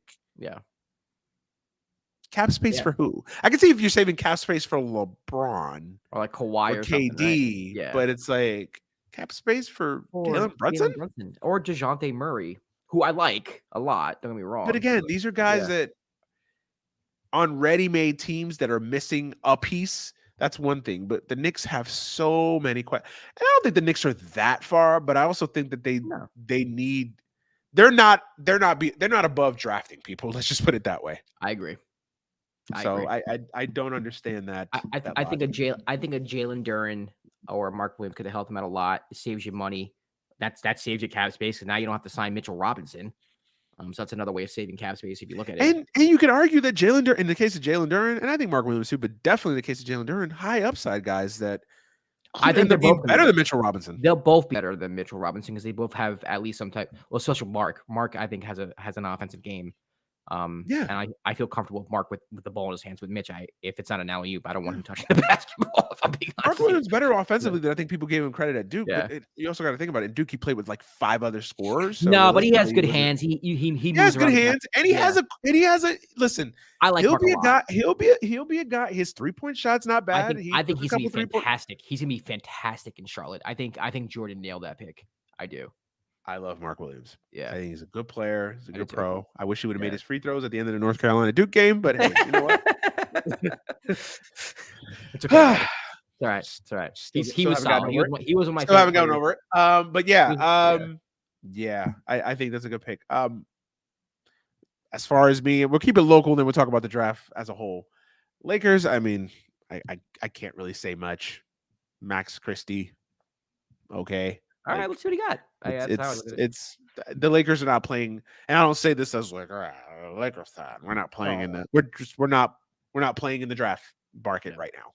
We're in the business of trying to get LeBron another championship. So right. for better or for worse, whether you like that, whether you agree with that or not, whatever, that's kind of irrelevant. We're not in the business of playing in the draft right now. So I think you got to just be satisfied. Max Christie's a kid that, I like. I watch him at Michigan State. He's okay. I mean, I'm not going to sit here and tell you that Max they got the next Draymond Green out of me. I don't Right. fucking know, but Right. you know, it is what it is. He's at worst, he's a body. At best, he's a player or Austin most Reeves. likely a chip Yeah. for something else. Yeah. So who knows? So that's my thoughts on the Lakers. How about the overall draft?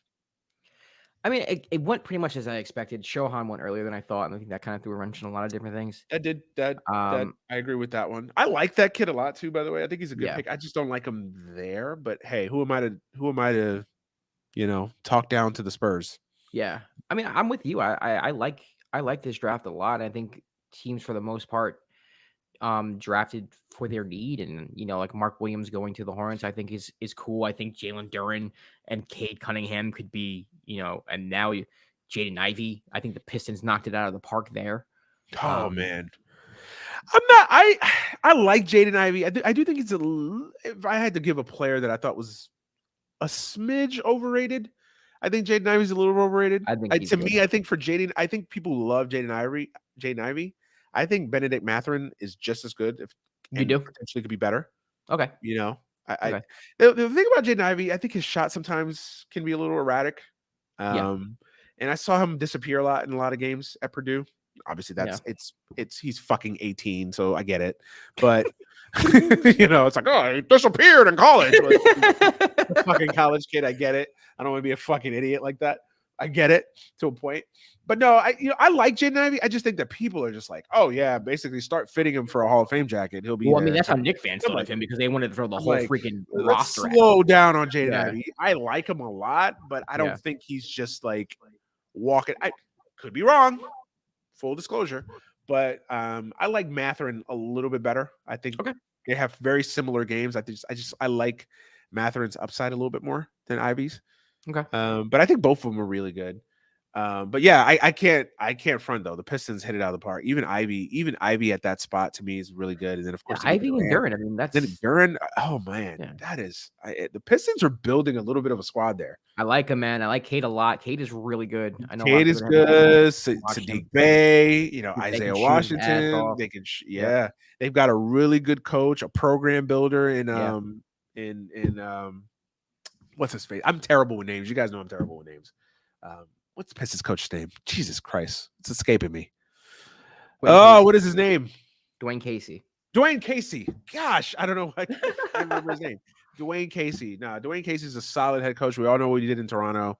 Build that program up. I think he'll do the same in Detroit. So yeah, Detroit's got a good thing going, man. Detroit's got a good thing going. I think they need another veteran in that locker room. They need a couple veterans. I think that's the mistake that young teams make is that they kind of invest heavy in the draft and building up their resources like that. But I don't think they're investing veterans. Yeah. And sometimes I think when you're a team that's rebuilding, I think you need that veteran presence in a locker room. I think you need those professionals that are there. Yeah, that's the last piece of these teams get. I mean, I like the Rockets' young core too. I mean, Jalen Green now, Jabari Smith, who even though he fell to 3, I really love Jabari Smith. I like him a lot. I'm not sold on Jalen Green yet. He had a tremendous second half. I mean, he has a lot. He did. He came out struggling a little bit, and Segun is one of my favorite young players in the league. Their center. So I think they have a future there. Obviously, like you said, they need veterans. They're a little farther away than I would say Detroit is. Yeah, they're about 2 or 3 years away. Detroit can honestly, if things click for Detroit next year, they can fight for a play-in spot for sure. Oh, absolutely.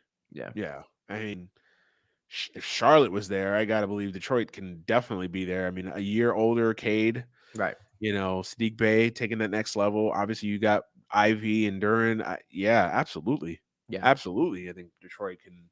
Matter of fact, I think if you're a Detroit fan, I think the expectation should be at at at worst we're the 10th seed and we're in the playing game, or yes, we're in the playing situation. So, um, yeah, I really like what Detroit did.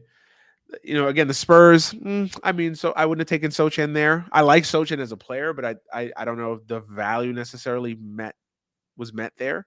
But hey, who am I to argue with the Spurs? I've done that so many times and I've been proven so wrong. So listen, the Spurs know what the fuck they're doing, and Yeah. I'm just gonna let them do what they're doing.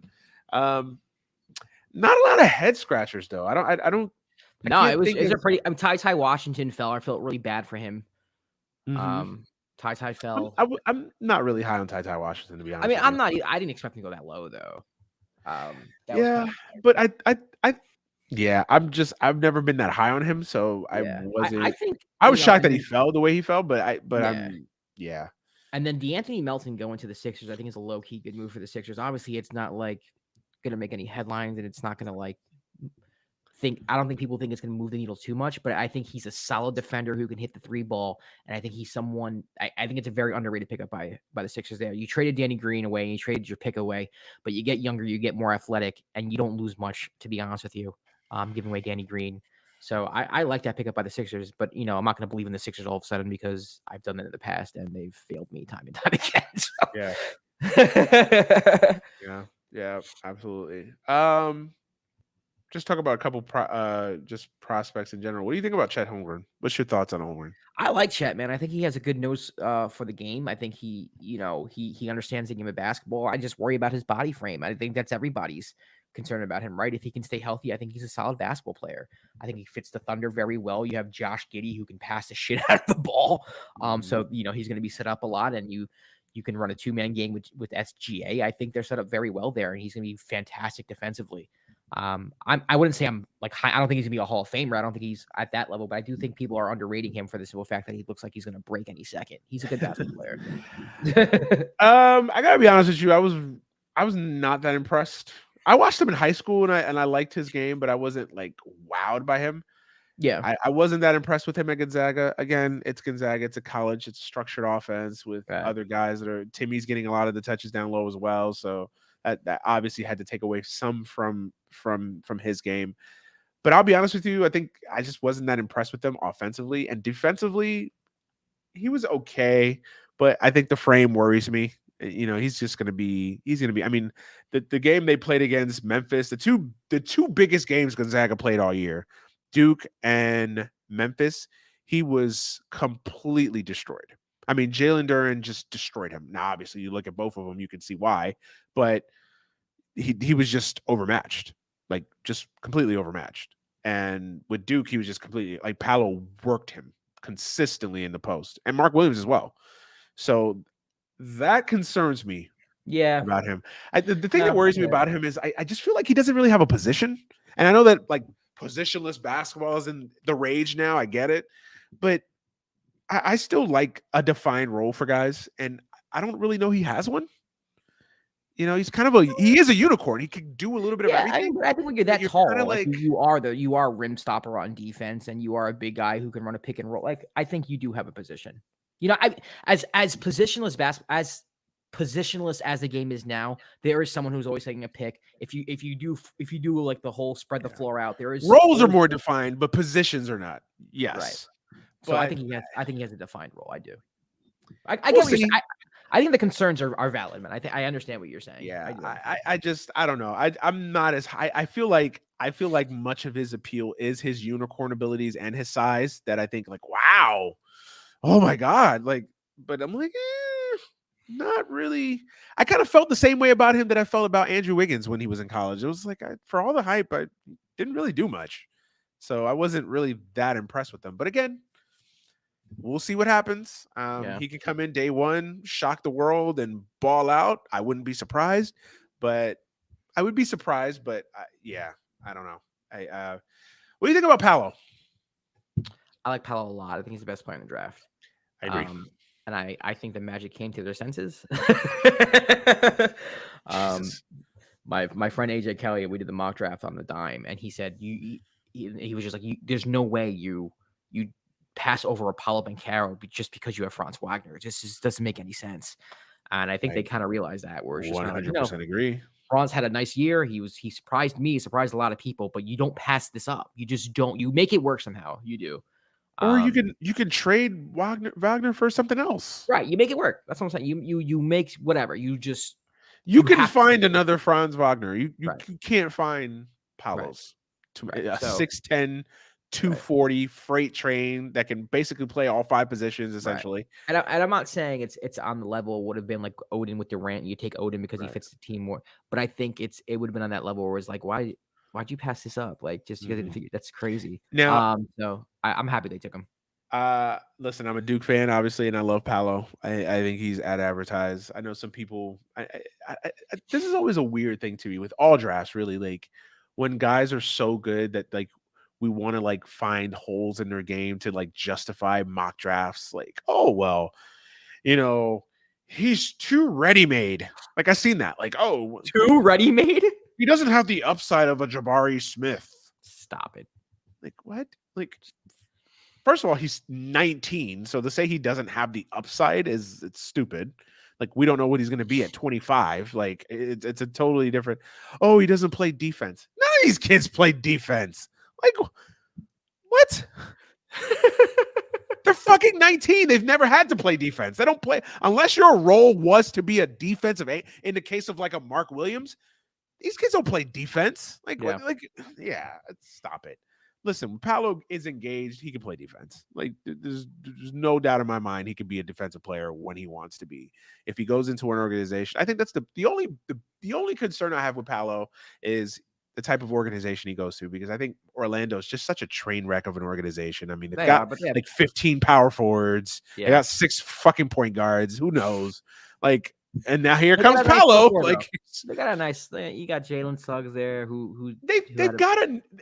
You know what they have? They have like a nice shopping cart of stuff. And now it's like, do I really need 4 cereals when I can have 2? Right. Let's put that back. Right. It's like those box. It's like the mix. Yeah. Right. It's like they've got I'm killing it on the fucking analogies game. Man, this is your night, bro. This is my night. I'm batting 1,000 on it. No, but I think Orlando, like they've got some good assets, but it's just like, okay, now it's time to like figure out, okay, what do we have? All right, we got Paolo, who we think is going to be great. Obviously, we picked him number 1. We have Jalen Suggs. Right. Okay, we have Cole Anthony. We like Cole, but how does he and Jalen? But how do him and Jalen Suggs kind of fit in? They're kind of redundant in a lot of ways. So what do we do with that? You got Wagner. Like, him and Paolo, not exactly a perfect fit. What do we do with that? Obviously, you got Mo Bamba, Jonathan Isaac. Not exactly ideal.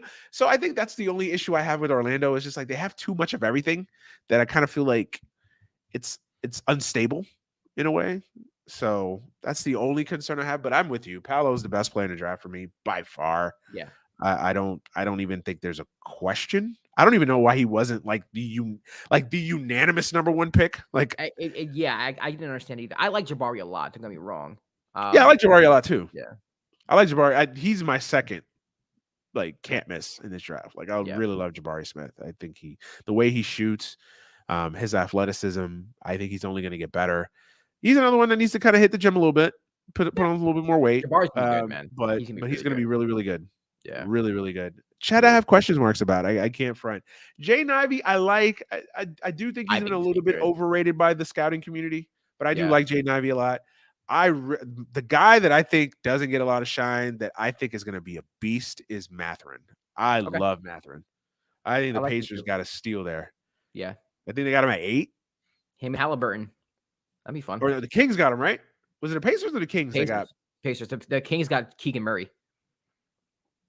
I like Keegan Murray too. I do too. I think he's gonna be he's like a solid pro. He's not a superstar, but he's a really good player. Yeah. He's gonna be like a Trevor Ariza. That's what something like that. Better version of an Ariza. You know who he reminds me of? He reminds me of like a more athletic. He reminds me of like an athletic Boris Dio. Ooh. Okay. That's what I think Keegan Murray reminds me of. He moves the ball very well. He can score the basketball. He can play defense too. He'll play. Listen. I know people that were shitting on Keegan Murray because he went to Iowa. Like, He's a good player. He'll play in the NBA he'll be one of those guys that plays in the NBA for 15 years. Just solid pro. I don't think anything negative about him. But I like Matherin a lot, though. I watched that kid a lot at Arizona, and that kid's the real deal. He could shoot. He's athletic as fuck. Like I'm surprised he didn't. It felt like he didn't get a lot of love in the drafting community as much as other guys did, which was interesting. But I like Matherin a lot. We talked about Mark Williams. I like Mark Williams a lot. Anybody else that stands out there? What's a prospect who's your overrated prospect? My overrated prospect? That's a good idea. That's a good one. I probably would say I go down the list now. There's really no one that really jumped out at me that I can think of. I'll go.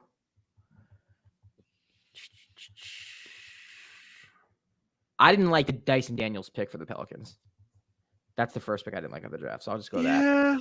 I listen. I don't know much about Dyson, but this is what I think what the Pelicans need. If you have Zion returning, you have that paint is going to be lead shooters. I think AJ Griffin would have been perfect for the Pelicans, and I know that his talent may not have been whatever, but he's the best shooter in the draft. That's someone who can spread the floor. He's not going to take anyone's position right now. I think he would have been perfect. So I'm not saying that Dyson's overrated, but I just don't like the spot that he was picked. Dyson Daniels is okay. I mean, the Pelicans are in an interesting spot, right? Because if Zion's healthy, I think they're a sleeper Western Conference Finals type of team. Like they're definitely like so they're like they have a lot of young talent too. What the Grizzlies were this year, the Pelicans could be exactly. And they also have a lot of young talent. So I think the problem when you have so much young talent is like we're bringing in more to this equation.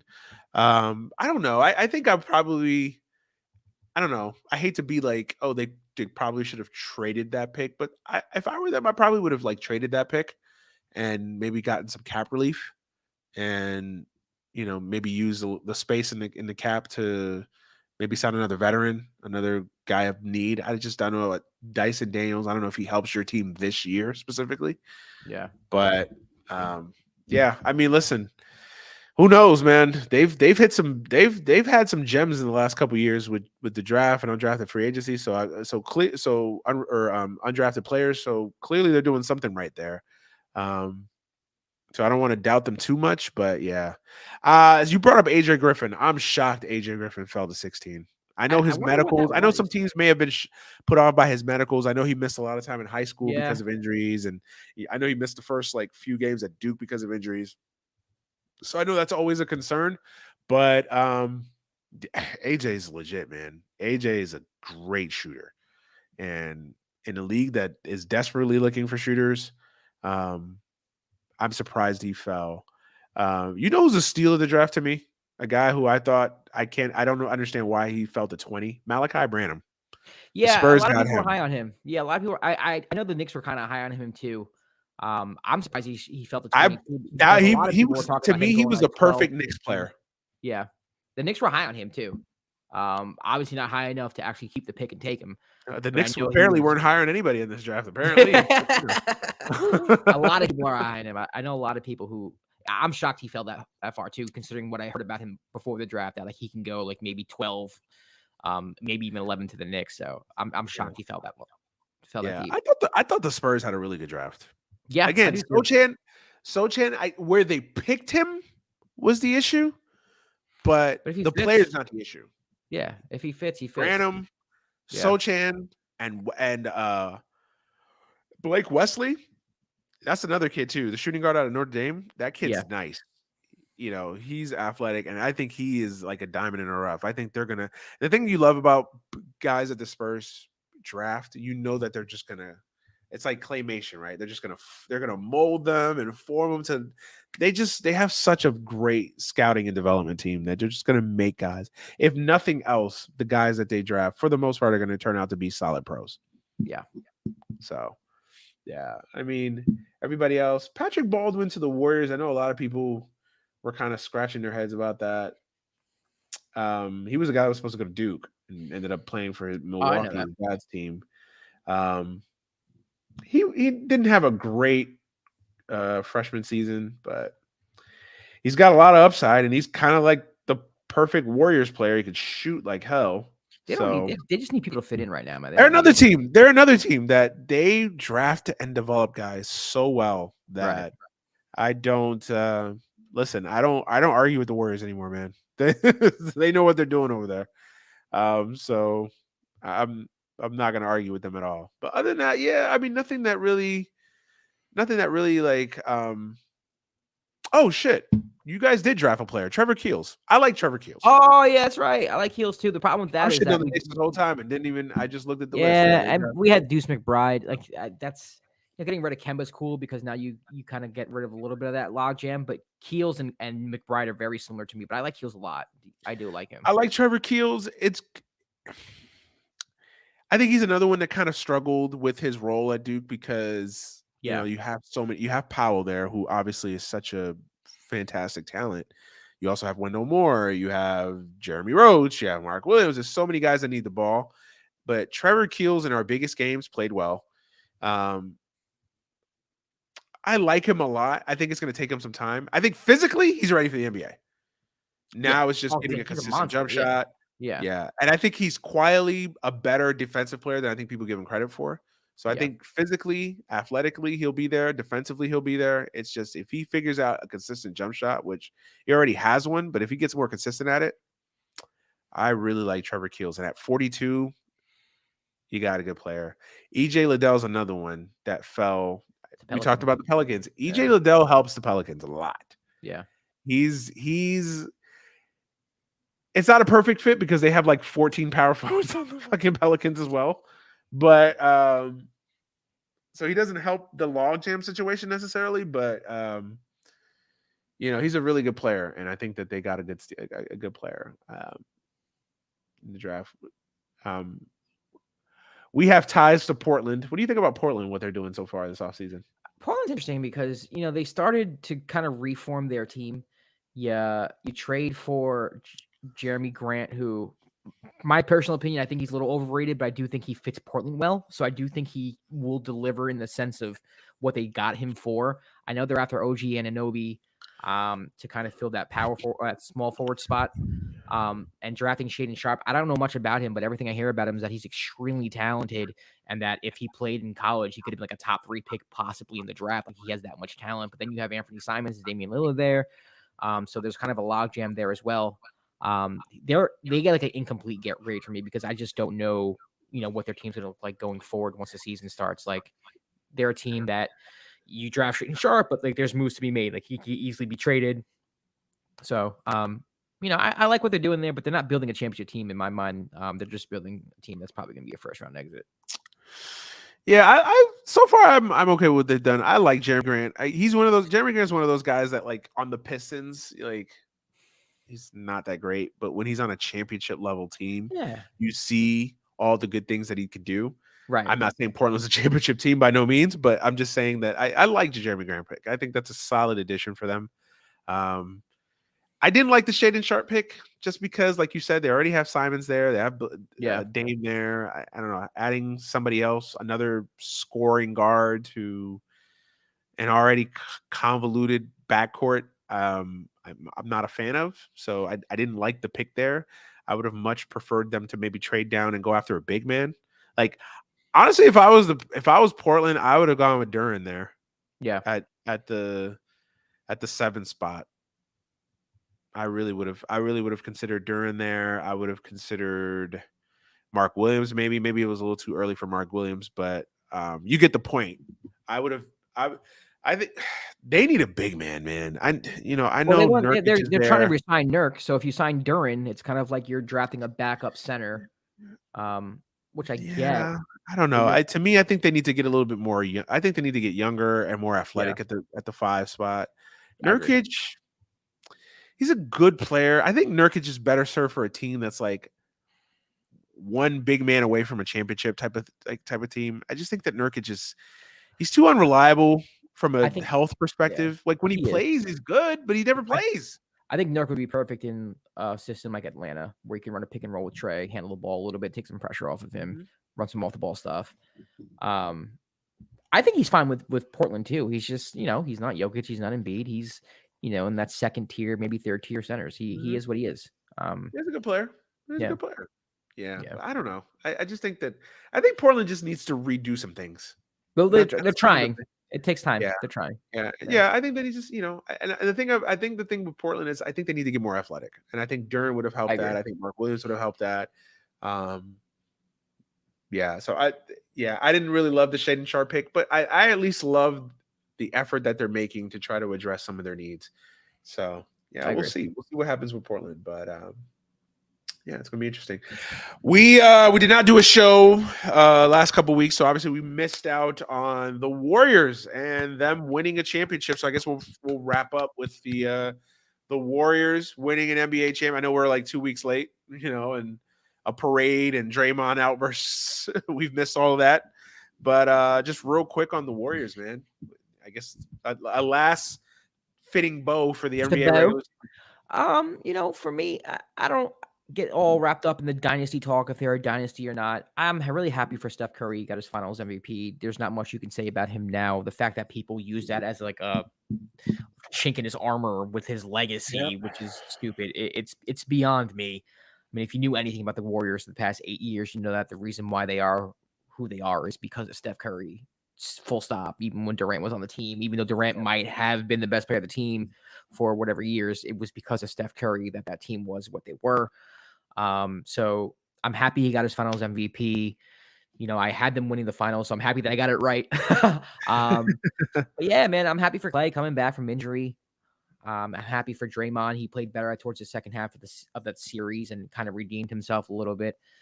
They just play basketball, I think, the way it's supposed to be played. And I don't mean that in the sense where they're taking like 30-foot bombs, but I mean that in the sense where everybody's moving, there's cuts, it's good, solid team basketball. And even though, they are a quasi dynasty or whatever you want, they're easy to hate on because of that. I enjoy watching them play basketball, and I'm happy that they won the championship. Yeah. Listen, you guys know where I stand on the whole Warriors situation and Warriors. I think they are a dynasty. Yeah.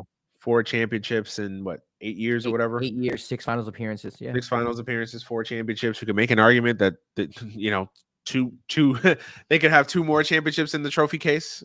Yeah. Easily. Yeah, they're a dynasty to me, man. I'm with you.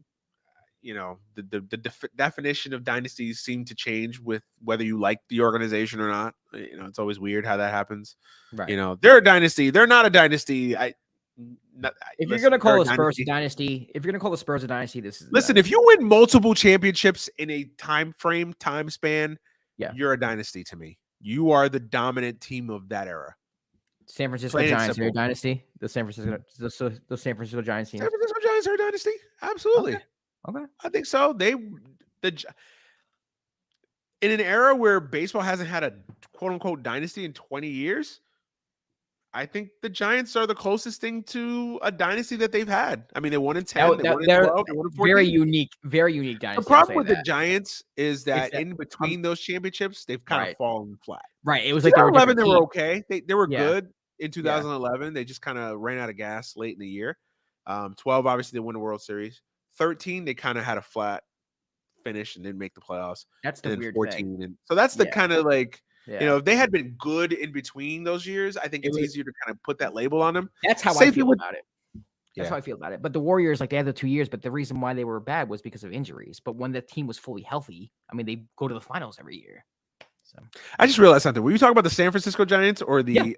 No. Okay, I thought you were talking about the New York Football Giants. No, I was talking about the San Francisco Giants. Okay. Yeah. Yeah. I think you have to have some consistency in between the years that you don't have. If you're not going to win the golden goose of like back-to-back championships or whatever, I think you have to at least be championship contending those other years. And the Warriors were. I mean, in 16, they obviously blew a 3-1 lead. In 19, they lost the finals because 2 of their best players got hurt, or they probably would have won a championship. Yeah. So you can't. And then the 2 years that they missed, I mean, everybody acts like last year. They came within a Steph Curry made 3 from being back into the playoffs, and who knows what happens if they're in the playoffs, right? Right. Obviously they had the 2020 year, but that was such a weird year. KD left, Steph got hurt, only played in 5 games, Clay was out. Yeah. So, I mean, to make a judgment on that, I mean, come on, really? Right. It's like no Right. one played. Like, come on. I just listen, I marvel at them. They were able to rebuild their team seamlessly without any issues. And that was why I'm so hard on the Lakers. And I've been so critical of the Lakers because I felt it. Like they had a window to really dominate and get some championships because I said it. I said it on this show. I was like, the Warriors are coming back. This idea that the Warriors are done and they're going to go away off to pasture, like listen, getting in the lottery was the best thing that ever happened to that team. Yeah. Because they were able to reset a lot of things. I still think Wiseman's a player. Yeah, same. If they just got to get him healthy and on the court. We'll see him a lot next year for sure. Yeah. Yep. Listen. That's why I was so frustrated with the Lakers because I'm like, yo, you can't mess around here. Like, we gotta win some championships here in this window while you have the West basically to yourselves, you and the Clippers, and the Warriors are down. Because once the Warriors come back, who knows? And I think they're back. Like, I think they're the favorites to repeat next year. Okay. I think they're going to be better than Clay's going to be a full year back. Yeah. Poole and Wiggins are going to just go up exponentially from a talent perspective, just from this experience of making a deep playoff run. And I know a lot of talks have been like, oh, are they going to be able to resign anybody? Talks about them having a $500 million payroll. I've never understood why owners like have a fucking golden goose, like a dynasty, and like, you know what? I don't think I want to spend that much money. What? Like, think about how much money the Golden State Warriors are making Joe Lacob, right? And Gruber. Like, gotta spend money to make money, baby. But that's a fucking golden goose, bro. Like, why would you break that up? You got the ability to at the very least win another championship, if not 2. Right. With this core. Like, to me, you take advantage of it and you listen, Andrew Wiggins, how much money do you have? Fuck it. There you go. Jordan Poole. There you go. I know it's easy for me to say it's not my money. I get it. But yeah. And listen, they'll make some sacrifice. I mean, they'll probably lose Looney. They'll probably lose some guys here and there. They're not going to be able to as long as you have everybody. Draymond, Clay, and Steph with like someone who could play the Harrison Barnes / KD / Wiggins role, who can be the shooter. I don't think they can let Wiggins lose. I don't think. How do you let him go? I think there's a world where if you lose Wiggins, you can find someone to replace him, but I would not count on it, and I would not advise him to do so, if that makes sense. Yeah, and if you're Andrew Wiggins, why would you ever learn, do the thing that KD didn't do. Stay. Hit your wagons to that. Because if you're Andrew Wiggins, where are you going to go? You're going to go to the fucking Pacers and make $150 million, $20 million, and be on a sub 500 team. Good luck. Yeah. We've been there. We've seen that movie. It's not great. Yeah, I agree. Yeah, listen. To me, I think they keep Poole. I think they keep Wiggins, and then I think they kind of figure out the rest of it. I agree. I think they make some additions and some subtractions here and there. They're probably not going to spend money on everybody, but I think they'll re-sign the people that are important. And and Looney's important. I think he's Looney's good, man. Yeah. I don't understand why people shit on him. I know because he has old man game, basically. That's really what it is. Yeah, but Looney's an important piece. He does a decent job on the perimeter on switches. He can finish around the rim. Yeah, I like. And I would. And you know why I would keep Looney? And you know why I would keep Looney? Because he's an insurance policy for Wiseman. So if Wiseman just doesn't check out medically, there you got Looney. Right. And if Wiseman's the real deal, Looney can be a backup, which he's perfect at. So yeah, I like Looney. All right, I'm going to throw one last topic in there. What is your thoughts on the whole Kyrie situation in Brooklyn?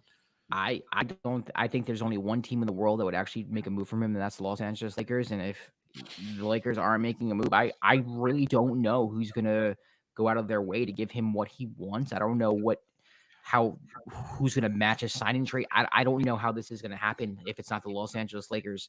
To me, he kind of made his bed and now he's lying in it. And I mean, this is what happens when, you don't get vaccinated and you don't show up for your basketball team. And when you take 2 weeks off because people storm the Capitol, and when you argue with trainers over a shoulder injury, like an organization kind of gets tired of your BS. And I don't think the Nets want to commit themselves long-term. Obviously he wants 4 years, and understandably so. He is one of the best point guards in the league, but I can't fault the Nets for not wanting him. I just don't know where he's going to go. Some say the Heat. Definitely not the Knicks. He's not going to the Knicks. I saw the Woj said the 76ers. Like, really, you think Daryl Morey is going to bring Kyrie over to the Sixers when him and James Harden just had what they had? It's not happening. You already got an unreliable, overpaid person in your locker room in James Harden. I mean, so if it's not the Lakers, I don't know who it's going to be as of right now. That could change in a few weeks, but. I mean, listen, I always think there's always a team out there. I mean, if you're just a team that's desperate for you don't think the Pacers would sign up to get a fucking Kyrie? I don't know, man. The talent? I don't know. I don't know. I really don't know. I have no idea. I get what you're saying. I think the teams that Kyrie doesn't want to play for, I think would sign him in a heartbeat. Like, if you're the fucking Charlotte Hornets, would they sign? Yeah, I think they would. I think that a generational talent like Kyrie, I think teams would fall all over themselves to try to get.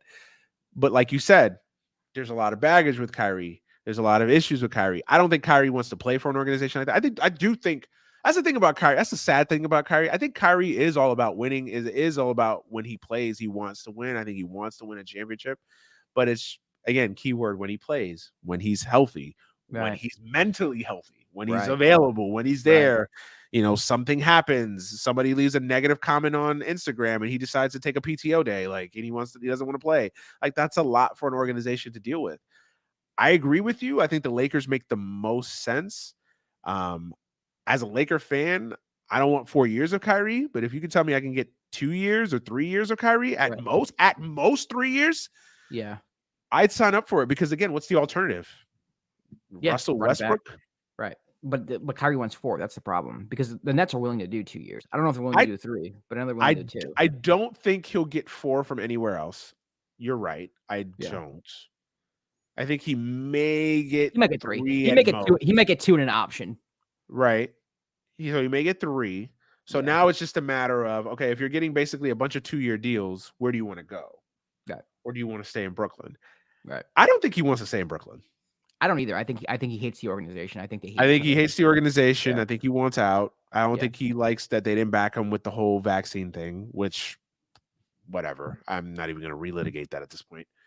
So I think he wants out, but I don't think he wants to piss off KD and by saying he wants out. So he's kind of like playing this game of like, oh, I want 4 years, knowing damn well they're not going to give him 4 years. So it's like, realistically, what are we doing here?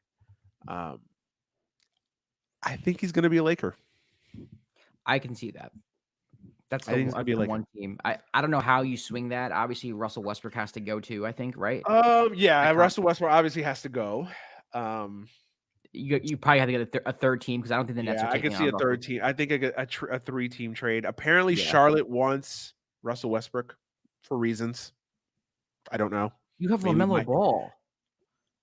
That's the team that you hear the most connected with Russell Westbrook of all the team. Like, apparently Mike loves Russell, so he maybe Mike feels like, if anybody can get Russell to change, it'll be me. Good luck with that. Listen, Mike will really be the GOAT. If Michael Jordan gets his hands on Russell Westbrook and Russell Westbrook becomes a like smart basketball player because of it, man, more power to him. Mike's GOAT legacy just grows exponentially for me. I don't know where Russell. I mean, I could see like a team picking up, because it's a 1-year deal now, so he has an expiring contract. Yeah, that could be tempting to some teams. Would you if you're a Knick fan, would you take him for 1 year? No. Nope.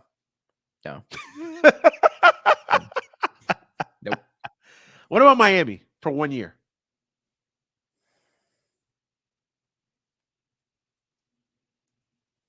No. I think he messes up that. Miami, they're. It's interesting because they need help on the offensive end, especially in the half court. I don't think Russ addresses that, and they're so like that whole culture. Like, they're a team, man. They if you have the teams like the Warriors and the Celtics, they play as a team, and Miami's one of those teams, and I don't think they want to throw a wrench into that. I think they want people who are going to just fit in, and I don't think Russ can do that. But that made me think.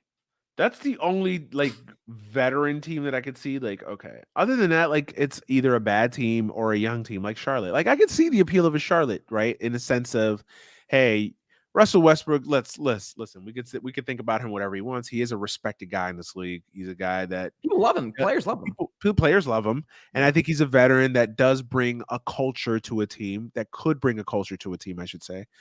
So maybe a team like Charlotte, maybe Mike sees it like maybe we need some grown-ups in the room, and Russell Westbrook can at least be that guy. That's the only, and he helps you still basketball wise. Maybe not as much as you would think, but he still helps you basketball wise. Like, I don't know.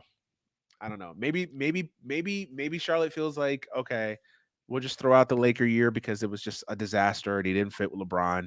Maybe we'll still get the guy that played for the Wizards and was great for the 40 something games that he was with the Wizards or whatever. I don't know, man. I can't listen.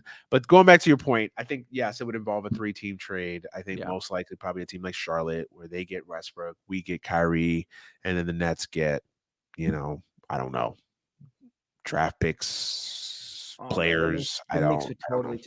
The more I think about it, the Knicks would totally take on his contract if they attach like picks to it, where it's like, hey, the Lakers don't want to attach picks to it, but I think the Lakers would attach picks. See, I think the thing was the Lakers don't want to trade Russell Westbrook. The third team would have to attach the picks and give it to the Knicks.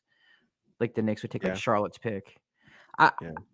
To me, like if I don't know where the Knicks are right now, them getting 3 draft picks kind of makes me feel like they're in it making a move for a trade or stocking up on that. So like if you're kind of just making this year a mulligan already, like, hey, we're not going to go anywhere this year. Like we're not good enough yet. You take on Russell Westbrook's contract, you pay him for a year. His contract comes off the books. Now you have more cap space, and now you have more picks to begin with. I don't know. That's the only logic I could come up with as a Knicks fan, but I would not want that. I mean, it is for 1 year. I mean, really essentially just like half a year because you could then flip them at the deadline. So you're essentially just getting rid of them. I'm looking at teams right now. I'm trying to figure out which teams. I don't know, man. He's Yeah, I don't know. Yeah, it's hard because with him, he's that's the problem with him. He doesn't fit seamlessly anywhere. So it's just like he doesn't. Unless he's just going to a shitty team where it's like, hey, we just need anything. Just try out.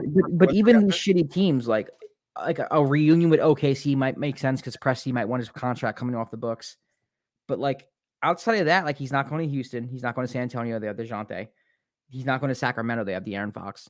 They're not giving up De'Aaron Fox. Those are the shitty teams in the West. So he's not going anywhere there. The Knicks, he's not going to. Detroit has Cade. They're not going to ruin that. Indiana, you said Indiana, but you just had Tyrese Halliburton. Why are you going to set that back a little bit? And then you have Orlando and Washington.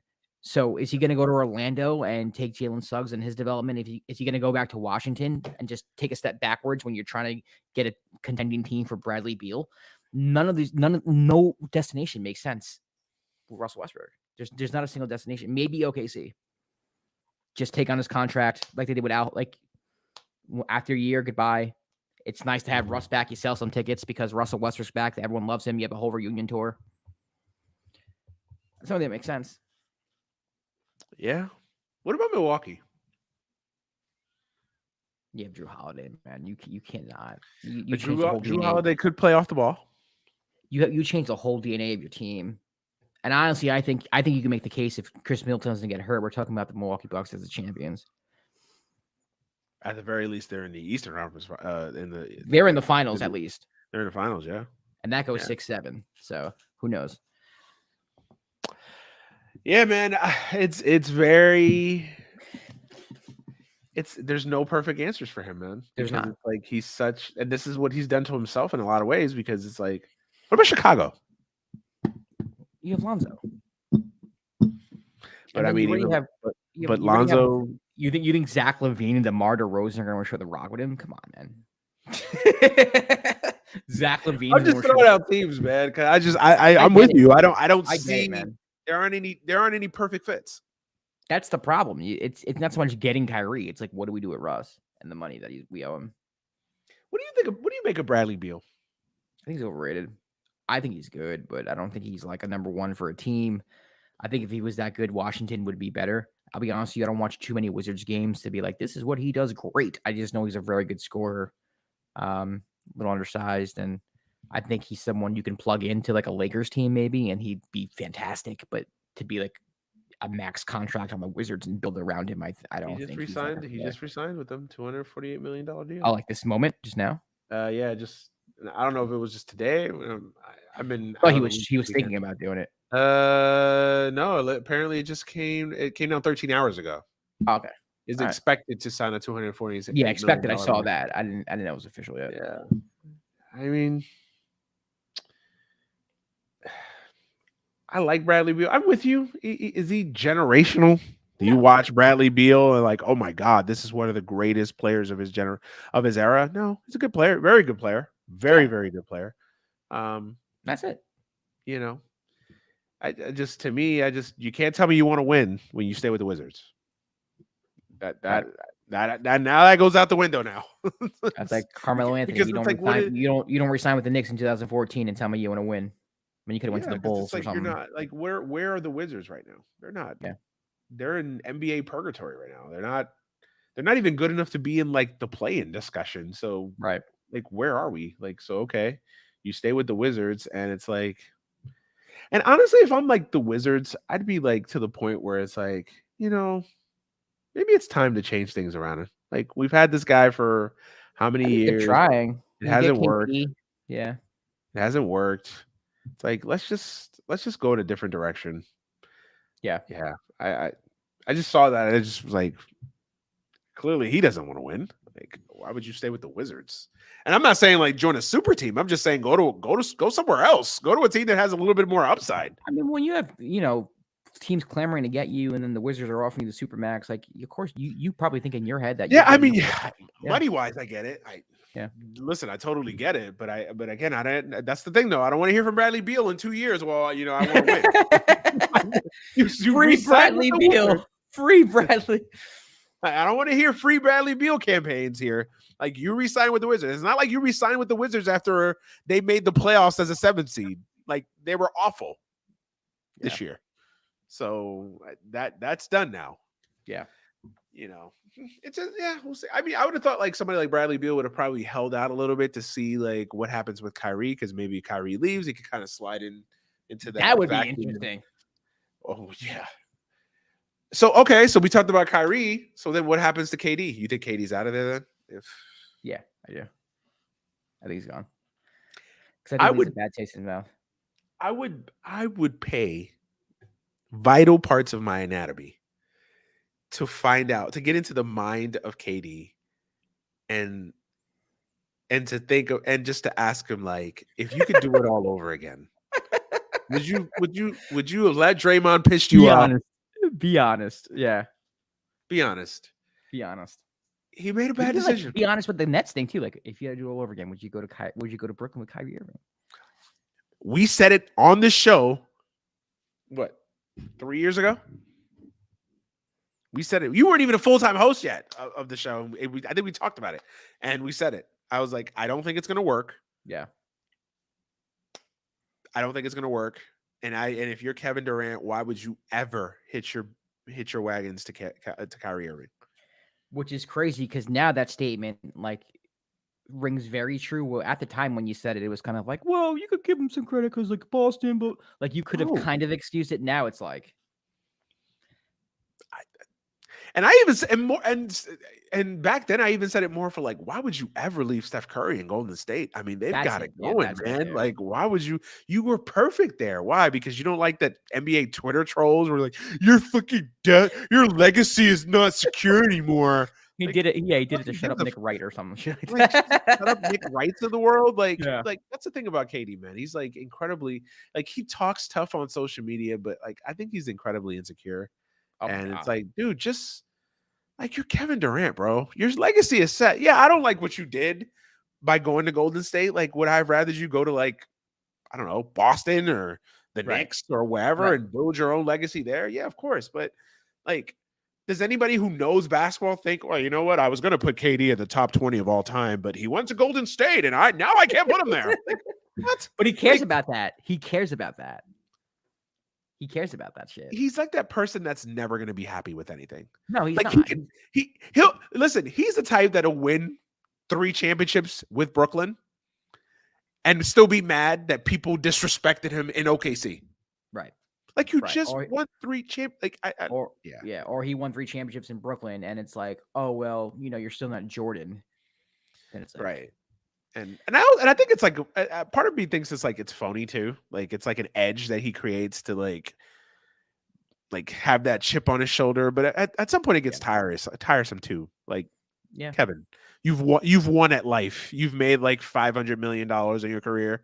You're one of the greatest basketball players that have ever been put on earth. What like, more could you possibly want? You've won. You don't need any more chips. You don't need any more chips, anvils, boulders, anything on your shoulder.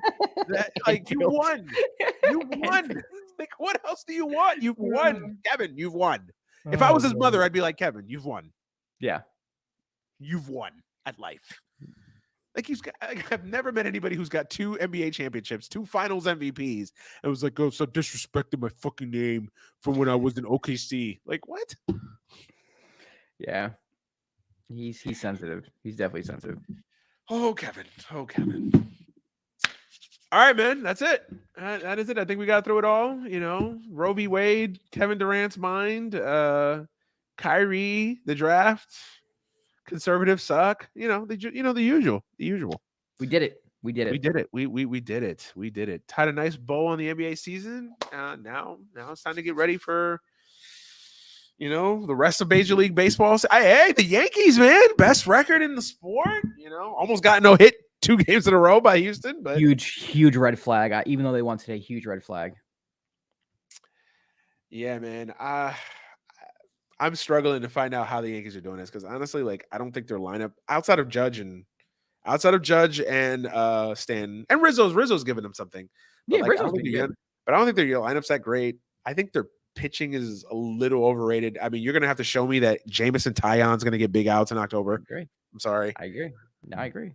I'm with you, man. I think they're paper tigers, man. I think that even though they split the series with the Astros, I think the Astros exposed them a little bit. It's the same old Yankees, man. It's going to get to the postseason, and they're going to hit 212 with, like it's going to be the same old story. Now, I will say the Yankees exposed the Astros' weakness too. That Astros bullpen is oof. It's bad. Oof. Yeah. No, I'm with you on that. But as a Yankee fan in general, like seeing them get no hit is one thing, but then going into another game and then getting no hit for like 6 innings again. I know you came back and won the game, but how did you score those runs? You scored those runs on long balls. It wasn't like moving runners over. It wasn't. It was just straight up. Oh, Stanton got into one. LeMahieu got into one, and like you can't. You're not going to win in the postseason like that. Man. I will say though, I fucking can't stand him. But Judge is so fucking. Judge is like it's sick how good Judge. He already won the MVP. Judge is so fucking good. Like it's I can't stand him. He's a fucking Yankee. I can't stand him. But Judge is like he is who Yankee fans think Derek Jeter was. Yeah, Judge is phenomenal. I like him too. I'm happy that I like him. I don't like him this year though because I put money on Pete Alonso to hit the most home runs in the league this year, and Aaron Judge. And Alonso's having a fantastic year too, man. Like, I think you can make a case for MVP for Pete Alonso. Judge is great, man. He is great. Not good. Great. Yeah. Damn, that dude is. I can't stand him as a Yankee fan. I'm a Mets fan. I'm predisposed to hate every Yankee, but Judge is just. You'll never hear me say a bad word about Judge. Judge is a hell of a player. Yeah, he is. Hell of a player. Yeah. So we'll see. It's gonna be interesting with the Yankees, man. They've got it going right now, but I am not like everybody else in the baseball world. That's just coming down to earth a little bit. They're. Yeah, I think the injuries are catching up to us, man. It's like, I mean, we're still in a good spot. Don't get me wrong. We're still. I mean, we're 3 games up on Atlanta. Atlanta's played a bunch of nobodies. I mean, I'll give them credit. They did play the Dodgers. Took 2 out of 3, so I'll give them credit for that. But no, Dodgers took 2 out of 3. Did the Dodgers come back tonight? Yeah, they won. Dodgers won tonight. Did they really? Deadass? Yeah. In extra innings. I literally was watching it was 2-0 down to the last out. Dodgers came back, tied it up in the 9th. Holy shit. Yeah, they won. Oh shit. Hey. See? I see. Listen, guys, I took a nap before the show. So anything that happened in that hour time frame, I went to sleep and they were up and they were like down to the last out. And it was 2-0, and I thought the Dodgers were done. 2 out of 3. to the Braves. So yeah, hey, okay. Well, hey, we're still up 4 games, so that's good. I think the Mets and Dodgers are the 2 best teams in the National League. If I'm being honest, I I think agree. they're. I I agree. think if Atlanta's right there too. Atlanta's I got think a the good Mets are pitching better. staff. The Mets are better than Atlanta, and the Mets injury bug started happening a little bit. I think if they can get their rotation healthy and set for the playoffs, I think they're fucking dangerous, man. The thing that I scares think me about Atlanta, yeah, although I think the Albies injury is big, the thing that scares me about Atlanta is their bullpen. Their bullpen is sick. yeah, It's I thought their bullpen would take a step back this year, and it's still just as good. Their bullpen, man. I mean, if they get solid starting pitching, I mean, they could basically shut you down for five innings yeah, plus. You know, yeah. that's the one advantage that Atlanta has over both the Dodgers and the Mets is that their bullpen. Make it a I think the 5. Mets have a better rotation, obviously. Yeah, I think Atlanta has more power. I like our lineup a little bit better because we manufacture runs. yeah, But yeah, listen, I think those are the 3 best teams for sure in the National League. yeah. I agree. Without I even I'll take the Mets over Atlanta though. I mean, it's funny. You proud of me, man? I've been watching baseball this year. I've been watching. yeah, look at you over here, Buster Only. fucking Puerto Rican Buster Only over here. Yeah, well, listen, I think Trout has a great WAR, and I think that his exit velocity of that hit, that ball. Oh, yeah, I'm not gonna get into analytics, but I've been following along. I've been trying to. Look at you over here, fucking Puerto Rican Buster Only, Josh over Right, here. That's right. Fucking next thing you're gonna tell me is that fucking Shane Bieber's FIPS are through the roof. This guy. Hey, look at that. That's your baseball moment for any given Sunday. All right, man. We're going to be getting out of here. A little bit of announcement for the show. It is the summertime. The NBA season's going dormant. Hockey's going dormant. Baseball's kind of is what it is. It's in and out of the clouds. It's 162 games. So we don't cover it every week. And so we're going to take a little bit of a break. Not like we're going to come back. We're going to do the show every other Sunday. So every other Sunday. So next week obviously won't be a show. Obviously it's 4th of July anyway. So we'll take that off and then we'll come back on July the 10th.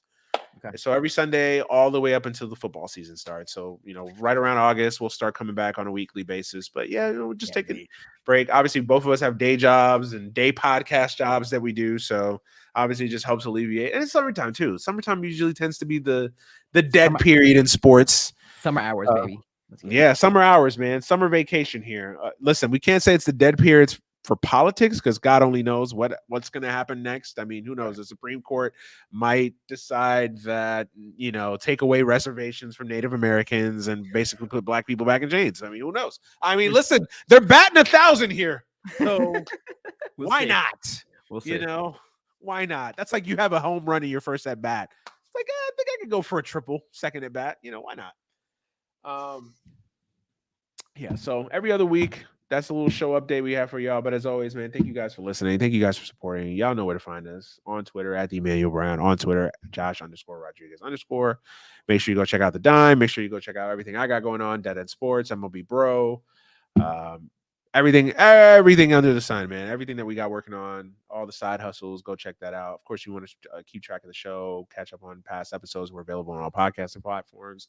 And you can follow the show specifically on social media, AGS Pod on Twitter, AGS Podcast on Instagram, Any Given Sunday on Facebook. So that is it. That is the spiel.